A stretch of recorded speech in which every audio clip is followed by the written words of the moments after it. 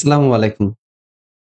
সবাইকে আবারও আমন্ত্রণ জানাচ্ছি আমাদের যে ধারাবাহিক ক্লাস, ঠিক রাত ৮ টায় যে ক্লাসটা শুরু হয়, মডেল টেস্ট সলভ ক্লাস। আমরা একটু সবার কাছ থেকে শুনবো যে আমার কথা স্পষ্ট শোনা যায়। আমার কথা স্পষ্ট শোনা যদি যায় একটু কমেন্ট করে জানাবেন যে আমার কথা শোনা যাচ্ছে। ওয়ালাইকুম আসসালাম। অনেকে আমাদের সাথে যুক্ত হয়েছেন। গোধূলি হাওয়া যুক্ত হয়েছেন। তিশা যুক্ত হয়েছেন আমাদের সাথে।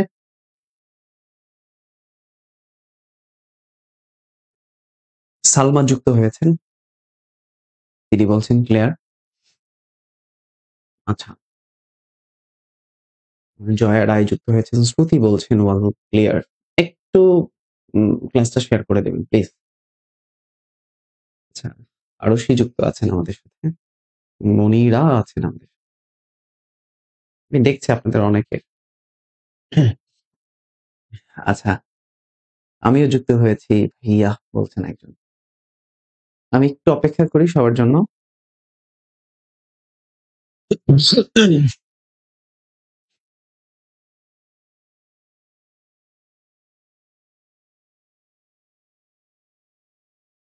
মিহিরজিকে পেজ থেকে অনেকে যুক্ত হয়েছেন আমাদের সাথে। মিহিরজিকে পেজ থেকে যে সকল ভাই দেখছেন, মিহিরজিকে পেজ থেকে যে সকল ভাই দেখছেন, সবাইকে আমন্ত্রণ জানাই।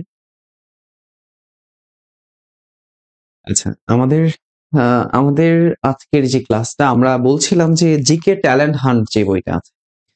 আমি আপনাদেরকে কথা দিয়েছিলাম যে এই জিকে ট্যালেন্ট হান্ট বইয়ের উপরে আমরা প্রশ্ন সলভ ক্লাস নিব এবং প্রত্যেকটা মডেল টেস্ট সলভ করাবো। এটা আমি কথা দিয়েছিলাম যে আমি আপনাদেরকে প্রচুর প্র্যাকটিস করাবো। এখানে যতগুলো প্রশ্ন আছে সবগুলো আমি আপনাকে প্র্যাকটিস করাবো।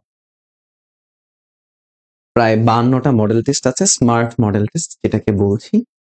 তো এই প্রত্যেকটা প্রশ্নেই ব্যাখ্যা সহকারে পড়াবো। তো এই ধারাবাহিক সিরিজের আজকে চতুর্থ ক্লাস। সবাই কাছে একটু অনুরোধ করবো যে মেনশন করে দিবেন বা ফ্রেন্ডদেরকে শেয়ার করে দিবেন। আমরা শুরু করি, কি বলেন? আমরা শুরু করব? আমরা কি প্রস্তুত আছি শুরু করার জন্য? আমরা কি সবাই মানসিকভাবে প্রস্তুত, বা সবাই কি বই নিয়ে আছি যুক্ত?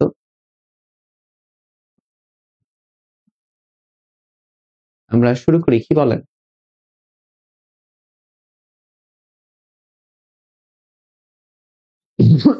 ওকে, আজকে আমাদের 16 number model test solve. 16 number প্রশ্নের দিকে তাকান। প্রশ্ন 16, অতি গুরুত্বপূর্ণ মডেল টেস্ট 16। প্রশ্ন 16 খেয়াল করেন। 16 নম্বর মডেল টেস্টের প্রথম প্রশ্নের দিকে তাকান। কি বলছে? আলোচনা করি। কি বলছে? 1 নম্বর প্রশ্নের দিকে তাকাই।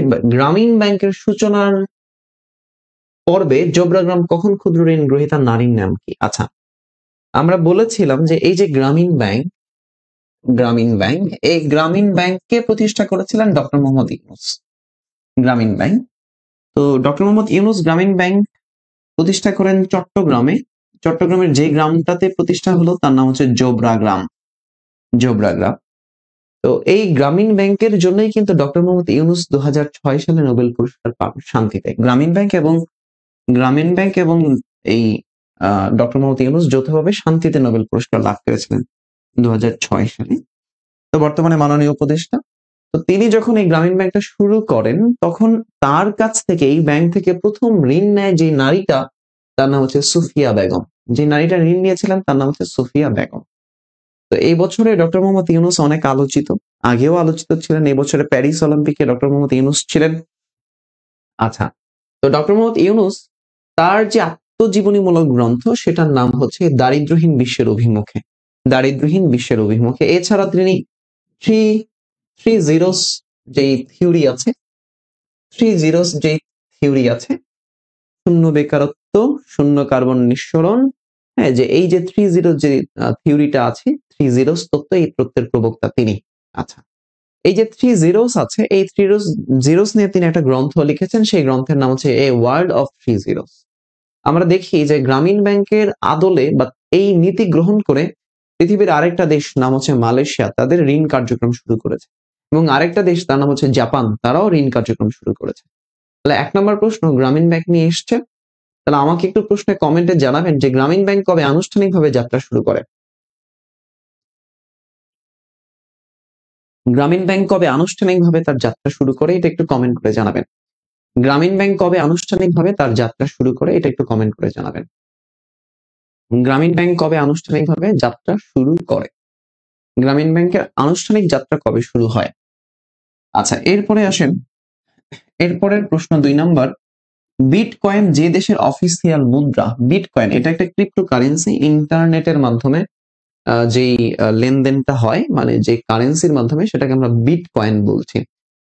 এই বিটকয়েন ছাড়াও আমরা দেখেছিলাম ইথেরিয়াম 2.0 আলোচিত হয়েছে। তাহলে বিটকয়েন কোন দেশের অফিসিয়াল মুদ্রা? ইকুয়েডর, ইকুয়েডরের মুদ্রা, সুরিনামের মুদ্রা, এল সালভাদর, বলিভিয়া। বিটকয়েন কোন দেশের মুদ্রা? El Salvador. সৃজনী শ্রুতি বলছেন এল সালভাদর। তাহলে বিটকয়েন যে দেশের মুদ্রা সেটা হচ্ছে El Salvador. El Salvador America, দক্ষিণ আমেরিকা, মধ্য আমেরিকার একটা দেশ এল সালভাদর। জনশুমারি 2022। আমরা আগে আদমশুমারি বলতাম, আদমশুমারি আমরা আগে বলতাম আদমশুমারি। তো এই যে আদমশুমারিটা আছে, গৃহ গণনা বা জনশুমারি, পপুলেশন সেন্সাস, এটা 1974 সালে বাংলাদেশে প্রথম হয়েছিল। এই আদমশুমারি চালু করেছিলেন লর্ড মেয়ো। কে চালু করেছিলেন? Lord Mayo. তো আদমশুমারি যে রিপোর্টটা, এই যে আদমশুমারির রিপোর্ট থাকে, এই রিপোর্টটা প্রকাশ করে BBS, Bangladesh bureau of statistics. Bangladesh bureau of statistics, এই বাংলাদেশ ব্যুরো অফ স্ট্যাটিস্টিক্স এটা অবস্থিত আগারগাঁও। কোথায়? আগারগাঁও অবস্থিত। তো এই যে জনশুমারি, এটা 6ষ্ঠ জনশুমারি হয়েছে 2022 সালে, যেটা 2021 সালে হবার কথা ছিল, এবং আমাদের 7ম জনশুমারি বা গৃহ গণনা, যেটা 2031 সালে হবে। এখন প্রশ্ন হলো, এই জনশুমারি অনুযায়ী বাংলাদেশের জনসংখ্যা কত? জনশুমারি অনুযায়ী বাংলাদেশের জনসংখ্যাটা কত? এটা 16.61 কোটি, 16.98 কোটি, 16.91 কোটি, কত? অপশন এ বি 3, হ্যাঁ, এ বি সি ডি। কত জনশুমারি অনুযায়ী লোক সংখ্যা বর্তমানে কত আছে? 16.98 কোটি। কত কোটি? 16.98 কোটি। Thank you. 16.98 কোটি। ক্লাসটা শেয়ার করে দিবেন। ওকে, পরের প্রশ্ন, 4 নম্বর প্রশ্ন। 4 নম্বর প্রশ্নে কি বলছে দেখি, যে 2024 সালে IAEA, international atomic energy commission, যেটা এর যে 68তম সভা হয়েছে, বৈঠক হয়েছে, এই IAEA এর সভাটা কোথায় হয়েছে? IAEA বলেন, 4 নম্বর প্রশ্নের উত্তর একটু দেওয়ার চেষ্টা করেন। কোথায় হয়েছে? দেখেন, IAEA আমি বলেছিলাম তেল গ্যাস এবং জ্বালানি নিয়ে যে সকল প্রতিষ্ঠান কাজ করে, এদের সদর দপ্তর হচ্ছে অস্ট্রিয়ার ভিয়েনাতে। তেল গ্যাস নিয়ে যে সকল সংস্থা কাজ করে, তাদের সদর দপ্তর কোথায় আছে? অস্ট্রিয়ার ভিয়েনাতে আছে। কোথায় আছে? অস্ট্রিয়ার ভিয়েনা। তেল গ্যাস নিয়ে যে সকল সংস্থা কাজ করে, এদের সদর দপ্তর আছে অস্ট্রিয়ার ভিয়েনাতে। তাহলে 2024 সালে এদেরও যে সম্মেলনটা হয়েছে, সেটা অস্ট্রিয়ার ভিয়েনাতে হয়েছে। কোথায়? অস্ট্রিয়ার ভিয়েনা। 5 নম্বর প্রশ্ন, মাতারবাড়ি। এই যে মাতারবাড়ি, এটা কক্সবাজার। মাতারবাড়ি বিদ্যুৎ কেন্দ্র, এটা আছে কোথায়? কক্সবাজারে। এই মাতারবাড়ি কয়লা ভিত্তিক বিদ্যুৎ প্রকল্পের সহায়তাকারী দেশ কোনটা? আমরা জানি যে জাপান, এই জাপান বাংলাদেশকে সবচেয়ে বেশি সহায়তা করে। যদি সহায়তাকারী দেশের কথা চিন্তা করেন, তাহলে বাংলাদেশকে সবচেয়ে বেশি সহায়তা করে যে দেশ? জাপান। জাপানের একটা সংস্থা আছে, তার নাম হলো জাইকা। সংস্থা হিসেবে JICA, JICA, Japan international corporation agency. হ্যাঁ, আচ্ছা, বাংলাদেশকে, পৃথিবীতে আরেকটা দেশ হচ্ছে ওয়ার্ল্ড ভিশন নামক একটা সংস্থা আছে, সেটাও সহায়তা করে, সহায়তাকারী দেশ। আচ্ছা, এবার মাতারবাড়ি কয়লাভিত্তিক বিদ্যুৎ প্রকল্পের সহায়তাকারী দেশের নাম কি? চীন, ভারত, রাশিয়া, জাপান। কোন দেশ? আমরা জানি রাশিয়ার একটা পারমাণবিক সংস্থা আছে যেটা কাজ করে, তার নাম হচ্ছে রেসাটম, যেটা আমাদের রূপপুর পারমাণবিক বিদ্যুৎ কেন্দ্রে সহায়তা করেছে, রেসাটম। ওদিকে চীন আমরা জানি যে চীনের কিছু ডিপ্লোম্যাসি আছে, যেমন চীন কিছু কূটনীতি ব্যবহার করে, এর মধ্যে একটা হচ্ছে পিং পং ডিপ্লোম্যাসি, একটা হচ্ছে চেকবুক ডিপ্লোম্যাসি। তো এই চেকবুক ডিপ্লোমেসি ব্যবহার করে কিন্তু চীন তার যে পার্শ্ববর্তী দেশগুলো আছে সেই দেশগুলোকে প্রচুর পরিমাণ ঋণ দেয় অবকাঠামোগত উন্নয়নের জন্য। আমরা জানি চীন অনেক বেশি পরিমাণ ঋণ দিয়েছে বাংলাদেশকে। এখন বলেন মাতারবাড়ি কয়লা ভিত্তিক বিদ্যুৎ প্রকল্পের সহায়তাকারী দেশের নাম কি? 5-এর অ্যান্সার হচ্ছে, আপনারা অ্যান্সার ডি দিচ্ছেন, ডি। 5-এর অ্যান্সার ডি দিচ্ছেন অনেকেই। আচ্ছা, তাহলে কোন দেশ? জাপান। Thank you, Japan. আচ্ছা, এরপরে আছেন 6 নম্বর প্রশ্ন। 6, প্লেটো। খেয়াল করেন, প্রশ্ন হচ্ছে প্লেটো সদ্গুণ বলতে কি বুঝিয়েছেন? প্লেটো সদ্গুণ, তাহলে এই টপিকটা আসছে গ্রিক দার্শনিক। খেয়াল করেন, জ্ঞান চর্চায় গ্রিক দার্শনিক। আপনারা যারা ফিলসফির কথা শুনেছেন, তো এই ফিলসফি দর্শন নিয়ে জাহাঙ্গীরনগর বিশ্ববিদ্যালয়ের প্রশ্ন হয়, আরো বিভিন্ন বিশ্ববিদ্যালয়ের প্রশ্ন হয় ফিলসফি থেকে। প্লেটো, আমরা জানি জ্ঞান চর্চায় গ্রিক দার্শনিক গুলোকে মনে রাখা যায় এইভাবে: Socrates, Plato, Aristotle, Alexander. Socrates, Plato, Aristotle, Alexander. সক্রেটিসের ছাত্র হচ্ছে প্লেটো, প্লেটোর ছাত্র হচ্ছে এরিস্টটল, এরিস্টটলের ছাত্র হচ্ছে আলেকজান্ডার, আমরা জানি। তো এই প্লেটো পৃথিবীতে প্রথম যেই প্রতিষ্ঠানটা গড়ে তুলেছিলেন তার নাম হচ্ছে একাডেমিয়া। প্লেটোর একটা শিক্ষা প্রতিষ্ঠানের নাম ছিল একাডেমিয়া। তো প্লেটো তার কিছু সদ্গুণ বলতে প্রজ্ঞা, সাহস, আত্মনিয়ন্ত্রণ, ন্যায়, আত্মপ্রত্যয়, তৃষ্ণা নিয়ন্ত্রণ, সুখ, ভালোত্ব, প্রেম, প্রজ্ঞা, আত্মনিয়ন্ত্রণ, সুখ, ন্যায়। দেখবেন এই যে এই ফিলসফির প্রশ্নগুলা, দর্শনের প্রশ্নগুলা, সুশাসনের প্রশ্নগুলো, এগুলো প্রশ্নের অপশনগুলো অনেক সিমিলার মনে হয়। প্রজ্ঞা মানে হচ্ছে জ্ঞান, সাহস, আত্মনিয়ন্ত্রণ এবং ন্যায়। সদ্গুণ বলছে হচ্ছে প্রজ্ঞা, জ্ঞান থাকলে আপনি সুবিচার করতে পারবেন। এরপরে আসে সাহস থাকার ফলে আপনি যে কোনো ভয়কে, যে কোনো অজানাকে, যে কোনো বাধাকে আপনি মোকাবেলা করতে পারবেন। আত্মনিয়ন্ত্রণ সেলফ কন্ট্রোল। এই সেলফ কন্ট্রোল থাকলে আপনি বুঝতে পারবেন কোনটা বলা উচিত, কোনটা করা উচিত, কোনটা করা উচিত না। আর ন্যায়, মানুষের মধ্যে যদি ন্যায়, অন্যায় এই বিবেকবোধ থাকে তাহলে মানুষ ভালো কাজ, খারাপ কাজ, মন্দ কাজ এগুলোর মধ্যে ক্লারিফিকেশন করতে পারে। এই জন্য বলেছেন যে প্রজ্ঞা, সাহস, আত্মনিয়ন্ত্রণ এবং ন্যায়।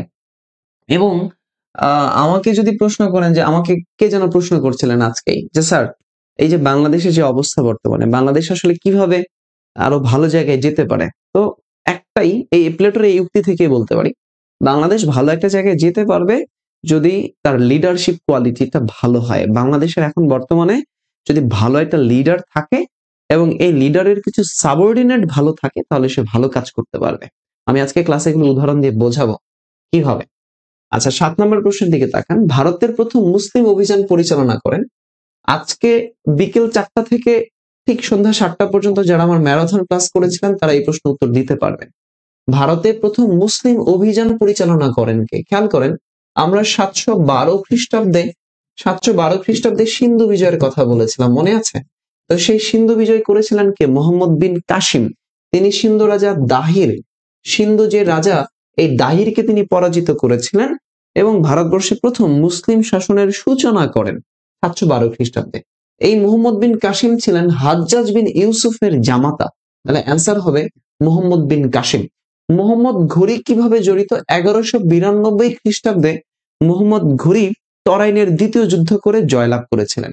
আবার বখতিয়ার খলজি 1204 সালে লক্ষণ সেনকে পরাজিত করে নবদ্বীপ বা নদিয়া বা বাংলা দখল করেছিলেন। তাহলে অ্যাপ্রোপ্রিয়েট অ্যান্সার হচ্ছে মোহাম্মদ বিন কাসিম। আচ্ছা, এরপরে পরের প্রশ্নের দিকে তাকাই। পরের প্রশ্ন হচ্ছে, ইউরোপীয় বণিকদের মধ্যে, আমরা আজকে আলোচনা করছিলাম যে ইউরোপীয় বণিক, আমরা বলছিলাম যে উপমহাদেশে যারা বাণিজ্য করতে এসেছিল তাদের কিনা আলোচনা করবো নেক্সট ক্লাসে। প্রশ্ন চলে আসছে, ইউরোপীয় বণিকদের মধ্যে কারা প্রথমে বাংলায় এসেছিল? পর্তুগিজরা, ওলন্দাজরা, ফরাসিরা, ইংরেজিরা? দেখেন, পর্তুগাল থেকে যারা এসেছিল তারা হচ্ছে পর্তুগিজ নামে পরিচিত ছিল।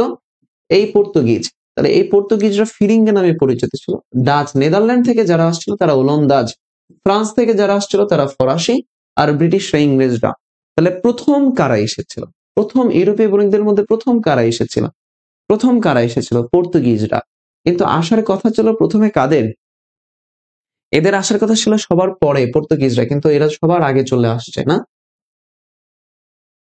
ওকে, এরপরে সভ্যতা থেকে একটা প্রশ্ন আসছে, সভ্যতা, সিভিলাইজেশন, আপনারা যদি একটু চিন্তা করেন যে পৃথিবীতে প্রথম যে সভ্যতাটা গড়ে উঠেছিল সেই সভ্যতাটার নাম হচ্ছে মেসোপটেমিয়া। এই যে মেসোপটেমিয়া বলি না, এটা পৃথিবীর সবচেয়ে প্রাচীন সভ্যতা। পৃথিবীর মধ্যে সবচেয়ে প্রাচীন সভ্যতা হলো মেসোপটেমিয়া। এই মেসোপটেমীয় সভ্যতা দুটি নদীকে কেন্দ্র করে গড়ে উঠেছিল। দুটি নদী, দুইটা নদীর আরবি নাম, একটা হচ্ছে দজলা নদী। আপনারা যারা মুসলিম ধর্মের মধ্যে আছেন তারা হয়তো জানবেন এই দজলা নদীর কথা বলা আছে। দজলা দজলা নদী, আরেকটা হচ্ছে ফোরাত নদী। দজলা এবং ফোরাত নদী, এবং এই দুইটা নদী শুকিয়ে যাওয়ার কথা আমাদের ইসলাম ধর্মে বলা আছে। কিন্তু তাহলে এই দজলা নদী এবং ফোরাত নদী, অর্থাৎ যেটাকে আমরা বলি টাইগ্রিস, টাইগ্রিস নদী আর হচ্ছে ইউফ্রেটিস নদী। তাহলে এই টাইগ্রিস এবং ইউফ্রেটিস নদীর তীরবর্তী একটা সভ্যতার নামই হলো মেসোপটেমিয়া, যেটা আমাদের বর্তমানে ইরাকে আছে। কোথায়?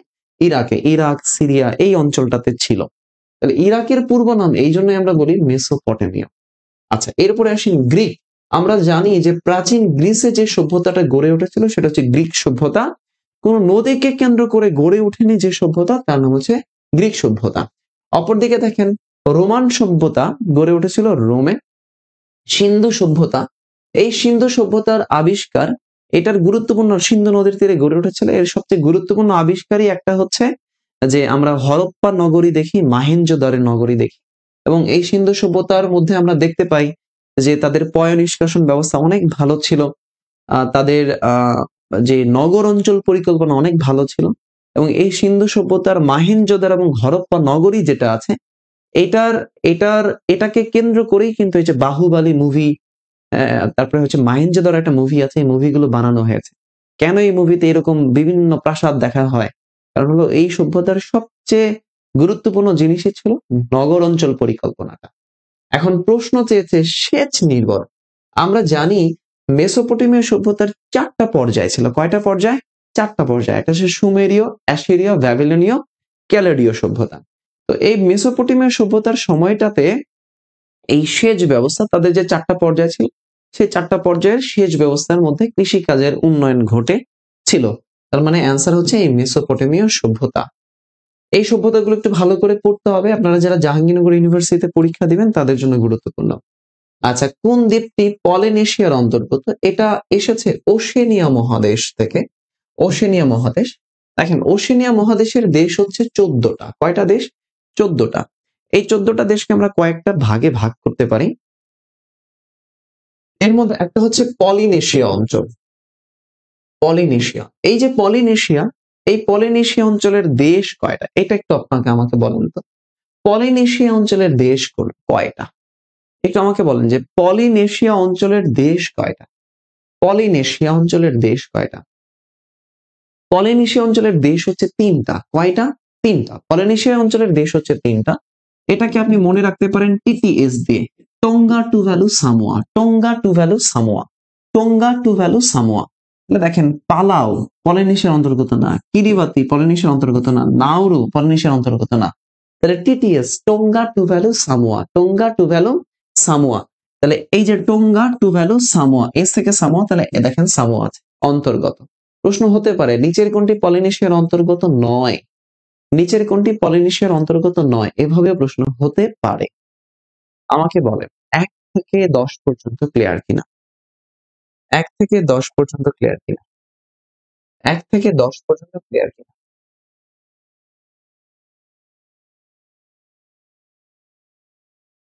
1 থেকে 10 পর্যন্ত ক্লিয়ার হয়েছে? 1 থেকে 10 পর্যন্ত ক্লিয়ার কিনা? 1 থেকে 10 ক্লিয়ার। সবাই একটু কমেন্ট করবেন যে আলহামদুলিল্লাহ ক্লিয়ার।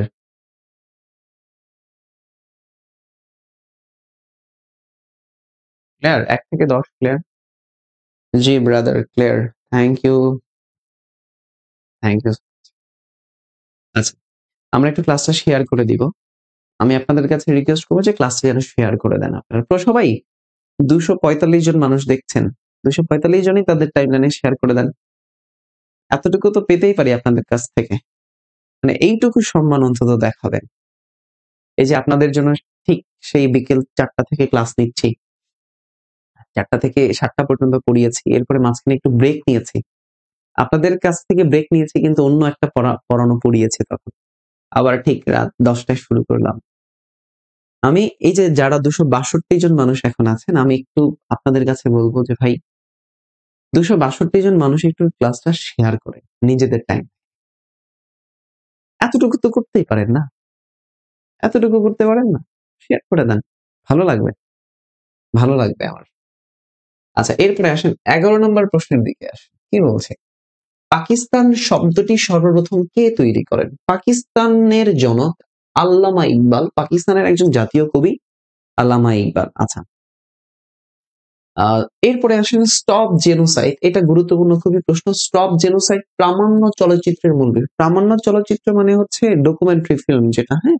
স্টপ জেনোসাইড কে বানিয়েছে? এটা কিসের উপরে? আসেন, দেখেন ভাষা আন্দোলন ভিত্তিক চলচ্চিত্র আছে।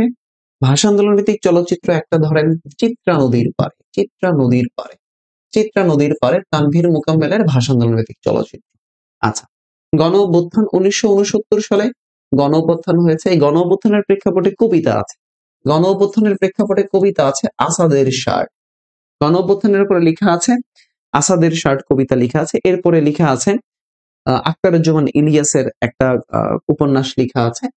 রেইনকোট গল্প লেখা আছে আখতারুজ্জামান ইলিয়াসের। তারপরে চিলেকোঠার সেপাই আছে আখতারুজ্জামান ইলিয়াসের। আগরতলা ষড়যন্ত্র মামলা 1968 সালে ষড়যন্ত্র মামলা। এদিকে আছে 1971 সালের মুক্তিযুদ্ধ। তো মুক্তিযুদ্ধের তো অনেক মানে অনেক চলচ্চিত্র আছে। তাহলে এই স্টপ জেনোসাইডটা আসলে কে বানিয়েছেন? স্টপ জেনোসাইড বানিয়েছেন কে? স্টপ জেনোসাইড বানিয়েছেন কে? এই স্টপ জেনোসাইড কে বানিয়েছেন? কে? স্টপ জেনোসাইড কে বানিয়েছেন? স্টপ পাকিস্তান শব্দটি তৈরি করেছিলেন চৌধুরী রহমত আলী। আমি এটা স্কিপ করলাম, এটা পরীক্ষার মধ্যে আসার মতো না, অত গুরুত্বপূর্ণ প্রশ্ন না। 11 নম্বর প্রশ্নটা স্কিপ করেছি, এটা অত গুরুত্বপূর্ণ প্রশ্ন না আসার মতো। আচ্ছা দেখেন, তাহলে এই স্টপ জেনোসাইড বানিয়েছিলেন কে? স্টপ জেনোসাইড বানিয়েছিলেন জহির রায়হান। জহির রায়হান। জহির রায়হান। জহির রায়হান। তো আমরা জানি, শুনেছি যে জহির রায়হান মানে গুম হয়েছিলেন। Stop genocide. Stop genocide. আচ্ছা, একজন বলেছেন জেনোসাইড। জেনোসাইড মানে হচ্ছে গণহত্যা। এই যে জেনোসাইড ইংরেজি শব্দ গণহত্যা। গণহত্যা অর্থাৎ মুক্তিযুদ্ধে পাকিস্তানি বাহিনী আমাদের উপর যে বর্বরতা চালিয়েছে, যে হত্যাকাণ্ড চালিয়েছে, সেটার প্রেক্ষাপটেই নির্মিত হলো স্টপ জেনোসাইড। বানিয়েছেন জহির রায়হান। আচ্ছা, এই জহির রায়হানের আরো অনেক চলচ্চিত্র আছে, যেমন তার চলচ্চিত্র হচ্ছে জীবন থেকে নেয়া। জীবন থেকে নেয়া, যেটা ভাষা আন্দোলন ভিত্তিক চলচ্চিত্র। তার চলচ্চিত্র আছে a state is born. A state is born. A state is born, জীবন থেকে নেয়া, এস্টেট ইজ বর্ন। এগুলো হচ্ছে জহির রায়হানের চলচ্চিত্র। একটু ভালো করে এই চলচ্চিত্রগুলো পড়বেন, মুক্তিযুদ্ধ ভিত্তিক, ভাষা আন্দোলন ভিত্তিক। পরীক্ষা একটা প্রশ্ন এখান থেকে কমন আসবে। পরের প্রশ্নের দিকে যাই আমরা। 13 নম্বর প্রশ্ন। 1969 সালে ওআইসির প্রথম শীর্ষ সম্মেলন কোথায় হয়? ওআইসির প্রথম শীর্ষ সম্মেলনটা কোথায় হয়েছে? এই বছরে ওআইসি থেকে প্রশ্ন হয়েছে যে বাংলাদেশ ওআইসির কততম সদস্য? 32তম সদস্য। তাহলে ওআইসি ইসলামিক সহযোগিতা সংস্থা যেটা, এর প্রথম সম্মেলন হয়েছে কোন দেশে? মরক্কো। দেখেন, এই যে মরক্কো, আফ্রিকার একটা দেশ মরক্কো। তাহলে এই মরক্কোর রাজধানী হচ্ছে রাবাত। মরক্কোর রাজধানী রাবাত, সেখানে হয়েছিল। এবং এই মরক্কোকে বলা হয় ফেজ টুপির দেশ। এই মরক্কোকে বলা হয় ফেজ টুপির দেশ।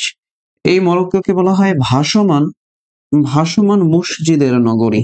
ভাসমান মসজিদের নগরী। ভাসমান মসজিদের নগরী হলো মরক্কো। সৌদি আরব পৃথিবীর পবিত্র নগরী। পবিত্র নগরী হলো একটা, এই পবিত্র নগরী হলো সৌদি আরব। সৌদি আরবের এবং পৃথিবীর কেন্দ্র বলা হয় এই মক্কাকে। পৃথিবীর কেন্দ্র বলা হয় মক্কাকে, হ্যাঁ, মক্কা। নহর ই জুবাইদা আছে এই সৌদি আরবে, অর্থাৎ মক্কাতে আছে। ইরান, এই ইরানের পূর্ব নাম হলো পারস্য। ইরানের পূর্ব নাম হলো পারস্য। ওকে, তো এই জিনিসগুলো একটু সাথে সাথে আপনারা রিলেট করে পড়বেন, তাহলে দেখবেন ভালো লাগবে। আসেন 13 নম্বর প্রশ্নের দিকে চলে আসি। সুইডেনের পার্লামেন্টের নাম কি? সুইডেন, দেখেন দেখেন সুইডেনের কথা বলছি। তাহলে সুইডেন, আমরা ইউরোপের একটা অঞ্চল চিনি, সেই অঞ্চলটার নাম হলো স্ক্যান্ডিনেভিয়ান অঞ্চল। স্ক্যান্ডিনেভিয়ান, ইউরোপের একটা অঞ্চল হলো স্ক্যান্ডিনেভিয়ান অঞ্চল। তো এই স্ক্যান্ডিনেভিয়ান অঞ্চলের দেশগুলাকে মনে রাখার একটা টেকনিক আছে, সেটা হলো ফিরে আসুন। ফিরে আসুন। ফিরে আসুন। Finland, Denmark, Iceland, Sweden, Norway. Finland, Denmark, Iceland, Sweden, Norway. Finland, Denmark, Iceland, Sweden, Norway. আচ্ছা, তো এই যে ফিনল্যান্ড, এই ফিনল্যান্ডের যে আইনসভা তার নাম হলো এদুস্কুন্ডা। ফিনল্যান্ডের আইনসভার নাম হচ্ছে এদুস্কুন্ডা। ডেনমার্কের আইনসভার নাম হচ্ছে ফোকেটিং। আচ্ছা, আইসল্যান্ডের আইনসভার নাম হচ্ছে অলথিং। সুইডেনের আইনসভার নাম হচ্ছে রিক্সড্যাক। নরওয়ের আইনসভার নাম হচ্ছে স্টর্টিং। তাহলে এখানে দেখেন সিনেট সদস্য মার্কিন যুক্তরাষ্ট্রের সাথে জড়িত থুরাল, এটা এই যে মঙ্গোলিয়ার আইনসভার নাম হচ্ছে থুরাল। তারপরে তাহলে সুইডেনের আইনসভার নাম হচ্ছে রিক্সড্যাক। তাহলে এইগুলো, এই আইনসভাগুলো একটু পড়তে হবে। ইসরায়েলের আইনসভার নাম হচ্ছে কি? নেসেট। জাপানের হচ্ছে ডায়েট। জাপানের কি? ডায়েট। মার্কিন যুক্তরাষ্ট্র দ্বিকক্ষ বিশিষ্ট আইনসভা, ভারত দ্বিকক্ষ বিশিষ্ট আইনসভা। একটু এই জিনিসগুলো ধরে ধরে পড়তে হবে আইনসভাগুলো। 15 নম্বর প্রশ্ন, বর্তমান বিশ্বের শরণার্থী উদ্ভবের শীর্ষ দেশ কোনটা? শরণার্থী নিয়ে কাজ করে আন্তর্জাতিক একটা সংস্থা আছে ইউএনএইচসিআর, এটা নিয়ে একটু আলোচনা শুনবেন, দেখবেন। তাহলে শরণার্থী উদ্ভবের শীর্ষ দেশের নাম কোনটা বলেন তো? কমন সেন্স খাটায় বলেন, একটু কমন সেন্স খাটান তো। শরণার্থী উদ্ভবের শীর্ষ দেশ, শরণার্থী উদ্ভবের শীর্ষ দেশ। মিহির জিকে পেজ থেকে অনেকেই আছেন আমাদের সাথে যুক্ত আছে, অর্ণব স্যার পেজ থেকে যুক্ত আছেন অনেকেই। শরণার্থী উদ্ভবের শীর্ষ দেশ Syria. Thank you. 15 answer Syria বলেছেন। তাহলে শরণার্থী উদ্ভবে শীর্ষ দেশ হচ্ছে সিরিয়া। আইন প্রণয়নের ক্ষমতা, এটা সরকার ব্যবস্থা থেকে প্রশ্ন এসেছে। আইন প্রণয়নের ক্ষমতা কার কাছে? আইন মন্ত্রণালয়ের কাছে, রাষ্ট্রপতির কাছে, স্পিকারের, জাতীয় সংসদের? একটু অ্যান্সার করেন তো। প্রশ্ন 16 সরকার ব্যবস্থার একটা টপিক। আইন প্রণয়নের ক্ষমতা কার উপর ন্যস্ত থাকে? আইন প্রণয়নের ক্ষমতা কার উপর ন্যস্ত থাকে? আইন প্রণয়নের ক্ষমতা কার উপর ন্যস্ত থাকে? দেখেন, একটু আলোচনা করি, প্রত্যেকটা জিনিস নিয়ে আলোচনা করি। স্পিকার, সংসদের যিনি অধিবেশন পরিচালনা করেন, জাতীয় সংসদে যিনি অধিবেশন পরিচালনার দায়িত্ব থাকেন তিনি স্পিকার হতে গেলে বয়স লাগবে 25 বছর। আর এই স্পিকারকে শপথ বাক্য পাঠ করান রাষ্ট্রপতি। এই স্পিকার পদত্যাগপত্র পেশ করবেন রাষ্ট্রপতির কাছে। আচ্ছা, কোন ব্যক্তি, কোন সংসদ সদস্য স্পিকারের অনুমতি ছাড়া 90 দিনের বেশি বাইরে থাকতে পারে না। 90 দিনের বেশি বাইরে থাকতে পারে না স্পিকারের অনুমতি ছাড়া। আচ্ছা, আমাদের জাতীয় সংসদের প্রথম স্পিকার কে ছিলেন একটু কমেন্টে জানাবেন। আচ্ছা, এরপরে আসেন জাতীয় সংসদ। তো এই যে আমাদের জাতীয় সংসদ, এটা 350 সদস্য বিশিষ্ট, মানে জাতীয় সংসদের মোট আসন 350 সদস্য বিশিষ্ট, 350টা আসন। এর মধ্যে নারী আসন 50টা, যেটা আগামী 25 বছরের জন্য স্থায়ীকরণ করা হয়েছে, 25 বছরের জন্য। তো এই জাতীয় সংসদের অধিবেশন আহ্বান করেন কে? রাষ্ট্রপতি। কে করেন? রাষ্ট্রপতি। তো রাষ্ট্রপতি একটা রাষ্ট্রের সর্বোচ্চ ব্যক্তি, রাষ্ট্রের প্রধান, এবং তার উপরে আদালতের কোনো এখতিয়ার নাই। রাষ্ট্রপতি হতে গেলে কমপক্ষে বয়স লাগবে 35 বছর। জাতীয় সংসদ তিনি অধিবেশন আহ্বান করতে পারেন, অধিবেশন স্থগিত করে দিতে পারেন, জাতীয় সংসদ ভেঙে দিতে পারেন কে? রাষ্ট্রপতি। এই রাষ্ট্রপতি তিনি তিনি প্রধানমন্ত্রীকে শপথ বাক্য পাঠ করান, আবার প্রধানমন্ত্রী রাষ্ট্রপতির কাছে পদত্যাগপত্র পেশ করে। তাহলে আইন প্রণয়নের ক্ষমতা কার কাছে? এই যে জাতীয় সংসদ, এই জাতীয় সংসদ নাকি রাষ্ট্রপতি? বলেন তো আমাকে, জাতীয় সংসদ নাকি রাষ্ট্রপতি? আইন প্রণয়নের ক্ষমতা কার কাছে ন্যস্ত থাকে? আইন প্রণয়নের ক্ষমতা কার কাছে ন্যস্ত থাকে? জাতীয় সংসদের কাছে। কার কাছে? জাতীয় সংসদের কাছে। থ্যাংক ইউ যারা কমেন্ট করছেন, থ্যাংক ইউ। তাহলে আইন প্রণয়নের ক্ষমতা কার কাছে ন্যস্ত থাকে? জাতীয় সংসদের কাছে থাকে। আচ্ছা, এরপরে আসেন সার্কের প্রথম শীর্ষ সম্মেলন। সার্ক নিয়ে যেভাবে প্রশ্ন হতে পারে, দেখেন, SAARC south Asian regional cooperation, এই সার্কের হেডকোয়ার্টার আছে নেপালের কাঠমান্ডুতে।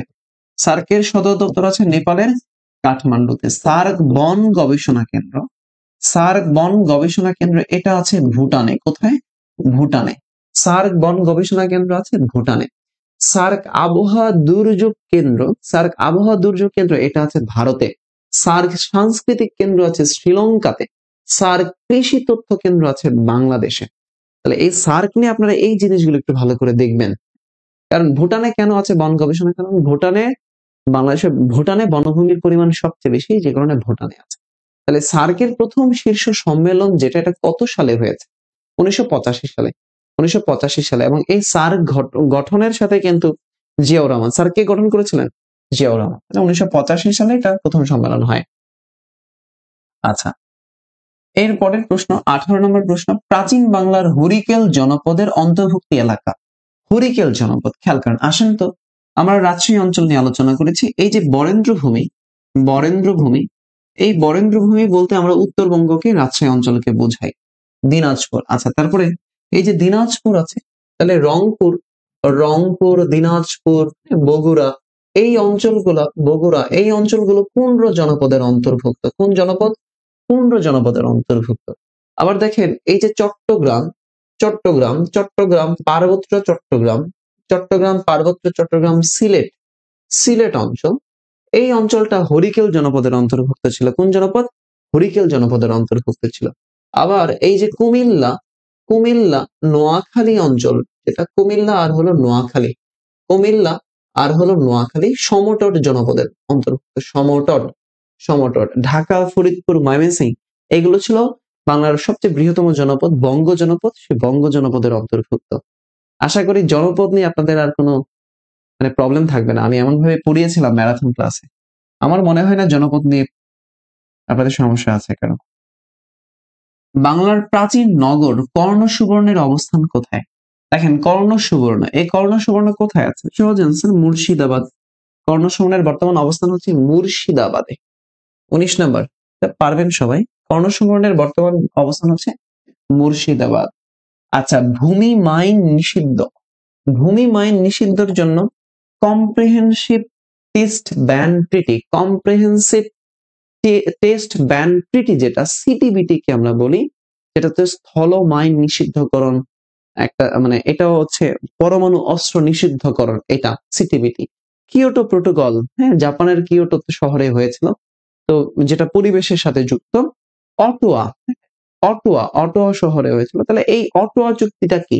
এটা যেটা ভূমি মাইন বা স্থল মাইন নিষিদ্ধকরণের জন্য একটা স্বাক্ষরিত চুক্তি, যেটা কানাডার অটোয়াতে হয়েছে। অটোয়া চুক্তি, অটোয়া চুক্তি। আচ্ছা, অলিভ পর্বতটি, অলিভ পর্বতটি কোথায় অবস্থিত?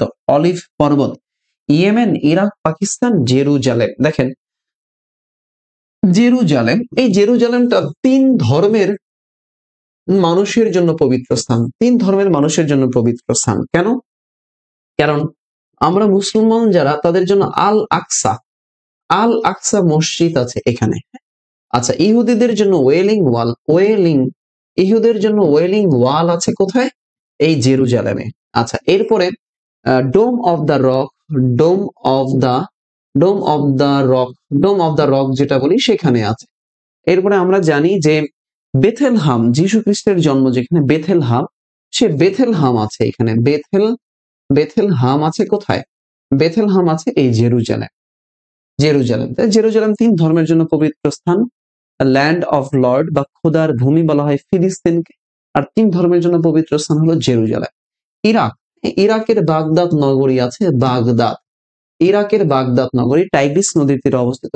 এই বাগদাদে আছে কারবালা, কারবালা, কারবালা। তাহলে কারবালা ইরাকের জন্য বিখ্যাত, এবং মেসোপটেমিয়া সভ্যতা এখানেই ছিল, যেটা চন্দ্রাকৃতির সভ্যতা। ইয়েমেন, ইয়েমেনের একটা গোষ্ঠী আছে হুতি জনগোষ্ঠী। কোন দেশে? ইয়েমেনের। এডেন সমুদ্র বন্দর, এডেন সমুদ্র বন্দর আছে ইয়েমেনে। আর পাকিস্তান। তো এই 4টা দেশে কিন্তু আলোচিত, 4টা দেশে বিভিন্ন তথ্যগুলো গুরুত্বপূর্ণ। ওকে, লিমা বলছেন ভাই বুকগুলো অর্ডার দিতে পারিনি এখনো। আচ্ছা, আপনি আমাকে একটু আবার অন্য পেজে নক করবেন তো বোন, আমি আপনাকে বই অর্ডারের জন্য বলে দেবো কিভাবে দিবেন। আচ্ছা, তাহলে একটু বলেন তো কি বলছিলাম, যে এই যে অলিভ পর্বত, এই অলিভ পর্বত কোথায় আছে? জেরুজালেমে। কোথায় আছে? জেরুজালেমে। সবারই কি ক্লাস আটকায় না শুধু আমার? না, ক্লাস একদম একদম পারফেক্টলি চলছে, ক্লাস একদম পারফেক্ট চলছে, কারো কোনো ক্লাসে সমস্যা নেই। ওকে, আচ্ছা, আমরা 22 নম্বর প্রশ্নে চলে যাব। 22 নম্বর প্রশ্নে চলে যাব। রাজা রামমোহন রায় কোন সংবাদপত্রের সম্পাদনা করেন? এটা গণযোগাযোগ ও সাংবাদিকতার একটা টপিক। যারা জাহাঙ্গীরনগরে পরীক্ষা দিবেন তাদের জন্য বলি বিভিন্ন সংবাদপত্র থেকে পরীক্ষায় প্রশ্ন আসে, বাংলাদেশ, হ্যাঁ, আন্তর্জাতিক বিভিন্ন কিছু। রাজা রামমোহন রায় কোন সংবাদপত্রের সম্পাদক ছিলেন? রাজা রামমোহন রায় কোন সংবাদপত্রের সম্পাদক ছিলেন? একটু বলেন। আচ্ছা, একজন বলছে মিরাতুল আখবার। হ্যাঁ, থ্যাংক ইউ। তাহলে রাজা রামমোহন রায় যে সংবাদপত্র করেছিলেন বেঙ্গল গেজেট না, বেঙ্গল গেজেট না, মিরাতুল আখবার, মিরাতুল আখবার সংবাদপত্র। এগুলো একটু মনে রাখা কষ্ট করে, একটু ভালো করে পড়তে হবে এই সংবাদপত্রগুলো। আচ্ছা, 23 নম্বর প্রশ্ন, এটা প্রত্নস্থল থেকে আসে। টপিকটার নাম হচ্ছে আর্কিওলজিক্যাল সাইট যেগুলো বাংলাদেশে। কোন প্রত্নস্থান থেকে সবচেয়ে বেশি তাম্র শাসন পাওয়া যায়? আচ্ছা, আমরা চারটা অপশন একটু ব্যাখ্যা করি। চারটা অপশন ব্যাখ্যা করে দেখেন। ওয়ারী বটেশ্বর, এই ওয়ারী বটেশ্বর আমাদের নরসিংদী জেলার বেলাবো উপজেলায় আছে। তাহলে এটা নরসিংদীর বেলাবো উপজেলায়, নরসিংদীর বেলাবো উপজেলা আছে ওয়ারী বটেশ্বর। এটা আনুমানিক 400 থেকে 500 খ্রিস্টপূর্বে এই ওয়ারী বটেশ্বর গড়ে উঠেছিল। এটা হলো পাশাপাশি দুটি গ্রাম, পাশাপাশি পাশাপাশি দুইটা গ্রাম ছিল এই ওয়ারী বটেশ্বর নরসিংদীতে। আচ্ছা, পাহাড়পুর, এখানে একটা বিহার আছে, সোমপুর মহাবিহার বা পাহাড়পুর বিহার। এটা আছে নওগাঁতে। কোথায়? নওগাঁতে। মহাস্থান, মহাস্থান মানে এটা বগুড়াতে, মহাস্থান গড় হলো বগুড়াতে। ময়নামতি বিহার, এটা আছে কুমিল্লাতে। ময়নামতি বিহার কোথায় আছে? কুমিল্লা। খেয়াল করেন। তাহলে এই সবগুলাই প্রাচীন স্থাপত্য করব, প্রাচীন জায়গা। এর মধ্যে যে ময়নামতি, কুমিল্লার ময়নামতি, এখানে অনেকগুলো বিহার পাওয়া গেছে। কি পাওয়া গেছে? অনেকগুলো বিহার। যেমন আনন্দ বিহার, কি পাওয়া যায়? এখানে আনন্দ বিহার পাওয়া যায়, এখানে ভোজ বিহার পাওয়া যায়, এখানে শালবন বিহার পাওয়া যায়, এখানে ময়নামতি বিহার পাওয়া যায়, ময়নামতি বিহার। তাহলে এখানে রূপবান মুরা, রূপবান, রূপবান মোড়া পাওয়া যায়, রূপবান মোড়া। এখানে এখানে ব্রোঞ্জের তৈরি বিশালাকার ঘন্টা পাওয়া যায়, ব্রোঞ্জের তৈরি বিশালাকার ঘন্টা পাওয়া যায় এই জায়গাটা, এই কুমিল্লার ময়নামতিতে। এবং এখান থেকেই সবচেয়ে বেশি, কি বললাম, এই জায়গা থেকে সবচেয়ে বেশি তাম্র শাসন পাওয়া যায়। তাহলে দেখেন, কুমিল্লার ময়নামতি থেকেই সবচেয়ে বেশি তাম্র শাসন আমরা ইতিহাসে দেখি, এই জায়গা থেকে তাম্র শাসনের অস্তিত্ব পাওয়া যায়। আচ্ছা, 24 নম্বর প্রশ্ন, মিয়ানমার কত সালে ব্রিটিশ শাসন হতে স্বাধীনতা লাভ করেছিল? মিয়ানমার, দেখেন এই মিয়ানমারের পূর্ব নাম হচ্ছে বার্মা। মিয়ানমারের পূর্ব নাম হচ্ছে বার্মা, আমরা এটাকে জানি। বর্তমানে মিয়ানমারের ক্ষমতায় আছে সামরিক জান্তা সরকার, সামরিক জান্তা সরকার ক্ষমতায় আছে মিয়ানমার। তো আমাদের সাথে মিয়ানমারের একটা সম্পর্ক আছে, আমরা বৈদেশিক বাণিজ্য করি, মিয়ানমারের সাথে আমাদের সীমান্ত দৈর্ঘ্য আছে, এগুলো আছে আমাদের সাথে। মিয়ানমারকে, বাংলাদেশ থেকে মিয়ানমারকে পৃথক করেছে নাফ নদী। তো এই যে মিয়ানমার, মিয়ানমারের রাজধানী হচ্ছে নাইপিদো, নাইপিদো, নাইপিদো। মিয়ানমারের মুদ্রা হচ্ছে কিয়াত, মিয়ানমারের মুদ্রা হচ্ছে কিয়াত, মিয়ানমার নাইপিদো কিয়াত। আচ্ছা, এই মিয়ানমারের সীমান্ত বাহিনীর নাম হচ্ছে বিজিপি, মিয়ানমারের সীমান্ত বাহিনীর নাম হচ্ছে BGP, border guard police, BGP border guard police, যেটা পূর্বে ছিল নাসাকা, এটা পূর্ব নাম ছিল নাসাকা মিয়ানমার। তো আমরা মিয়ানমারের সাথে দেখি যে পার্বত্য চট্টগ্রামের জেলাগুলোর সাথে মিয়ানমারের একটা সীমানা আছে, রাঙ্গামাটির সাথে উভয়ের আছে। এবং আমরা দেখি যে পার্বত্য চট্টগ্রামের যে কক্সবাজার জেলা মিয়ানমারের সাথে সীমানা আছে, কিন্তু খাগড়াছড়ির সাথে মিয়ানমারের কোনো সীমানা নাই। তো এখন বলছে ব্রিটিশদের কাছ থেকে তারা আসলে কবে স্বাধীনতা লাভ করেছে, এই ব্রিটিশদের শাসন থেকে তারা কবে মুক্তি হয়েছে মিয়ানমার? কত সালে? 1948 সালে। কত সালে? 1948 সালে। 1948 সালে, যারা অ্যান্সার দিয়েছেন 1948 সাল। আচ্ছা, এর পরের প্রশ্নের দিকে তাকাই, 25 নম্বর প্রশ্নের দিকে তাকাই। গ্লাসনস্ত অর্থ কি? আচ্ছা, আলোচনা শোনেন। গ্লাসনস্ত এটা কিভাবে আসছে? রাশিয়া, দেখেন এই গ্লাসনস্তর সাথে হচ্ছে সোভিয়েত ইউনিয়ন, মানে বর্তমানে যেটা রাশিয়া, এই রাশিয়া যুক্ত। আমরা আমরা দেখেছি যে সমাজতান্ত্রিক রাশিয়ার প্রথম প্রেসিডেন্ট হয়েছিলেন লেনিন, যিনি কিনা রুশ বিপ্লবের নেতৃত্ব দিয়েছিলেন, রুশ বিপ্লবের নেতৃত্ব দিয়েছিলেন। আচ্ছা, এই গ্লাসনস্ত এবং পেরেস্ট্রোইকা নীতি বা আইনের কারণেই সোভিয়েত ইউনিয়ন ভেঙে গিয়েছিল, এটা একটা কারণ ছিল। তো সেই গ্লাসনস্ত বা পেরেস্ট্রোইকা নীতি, এই গ্লাসনস্ত মানে হচ্ছিল খোলামেলা আলোচনা, আর এই পেরেস্ট্রোইকা নীতিটা ছিল সংস্কারমূলক আইন। এই নীতিটা কি গ্রহণ করেছিলেন মিখাইল গর্বাচেভ। কে? মিখাইল গর্বাচেভ, সোভিয়েত ইউনিয়নের সর্বশেষ president Mikhail Gorbachev, Mikhail Gorbachev. তাহলে গ্লাসনস্ত অর্থ চেয়েছে খোলামেলা আলোচনা, খোলামেলা আলোচনা। 26 নম্বর প্রশ্ন, চন্দ্রনাথের পাহাড় কোথায় অবস্থিত? একটু আসেন। মৌলভীবাজার, এই মৌলভীবাজারে আছে কুলাউড়া পাহাড়। কুলাউড়া পাহাড়, এখানে ইউরেনিয়ামের খনি পাওয়া আছে।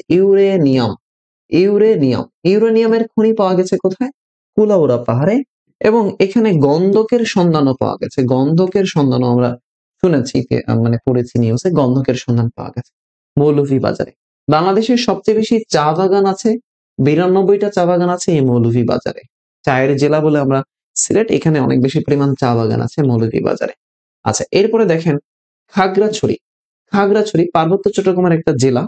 খাগড়াছড়িতে আলুটিলা পাহাড় আছে। আলুটিলা পাহাড় খাগড়াছড়িতে আছে। আলুটিলা পাহাড় যেখানে আসলে জুম চাষাবাদ করা হয়। এটা হলো উপজাতিদের এক ধরনের চাষাবাদ পদ্ধতি, বা পাহাড়িদের এক ধরনের চাষাবাদ পদ্ধতি হলো জুম চাষাবাদ পদ্ধতি। আচ্ছা, অপরদিকে আছেন টেকনাফ।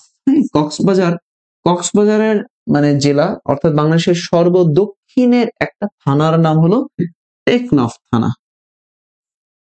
আচ্ছা, এরপরে সীতাকুণ্ড। এই সীতাকুণ্ড আছে চট্টগ্রামে। কোথায়?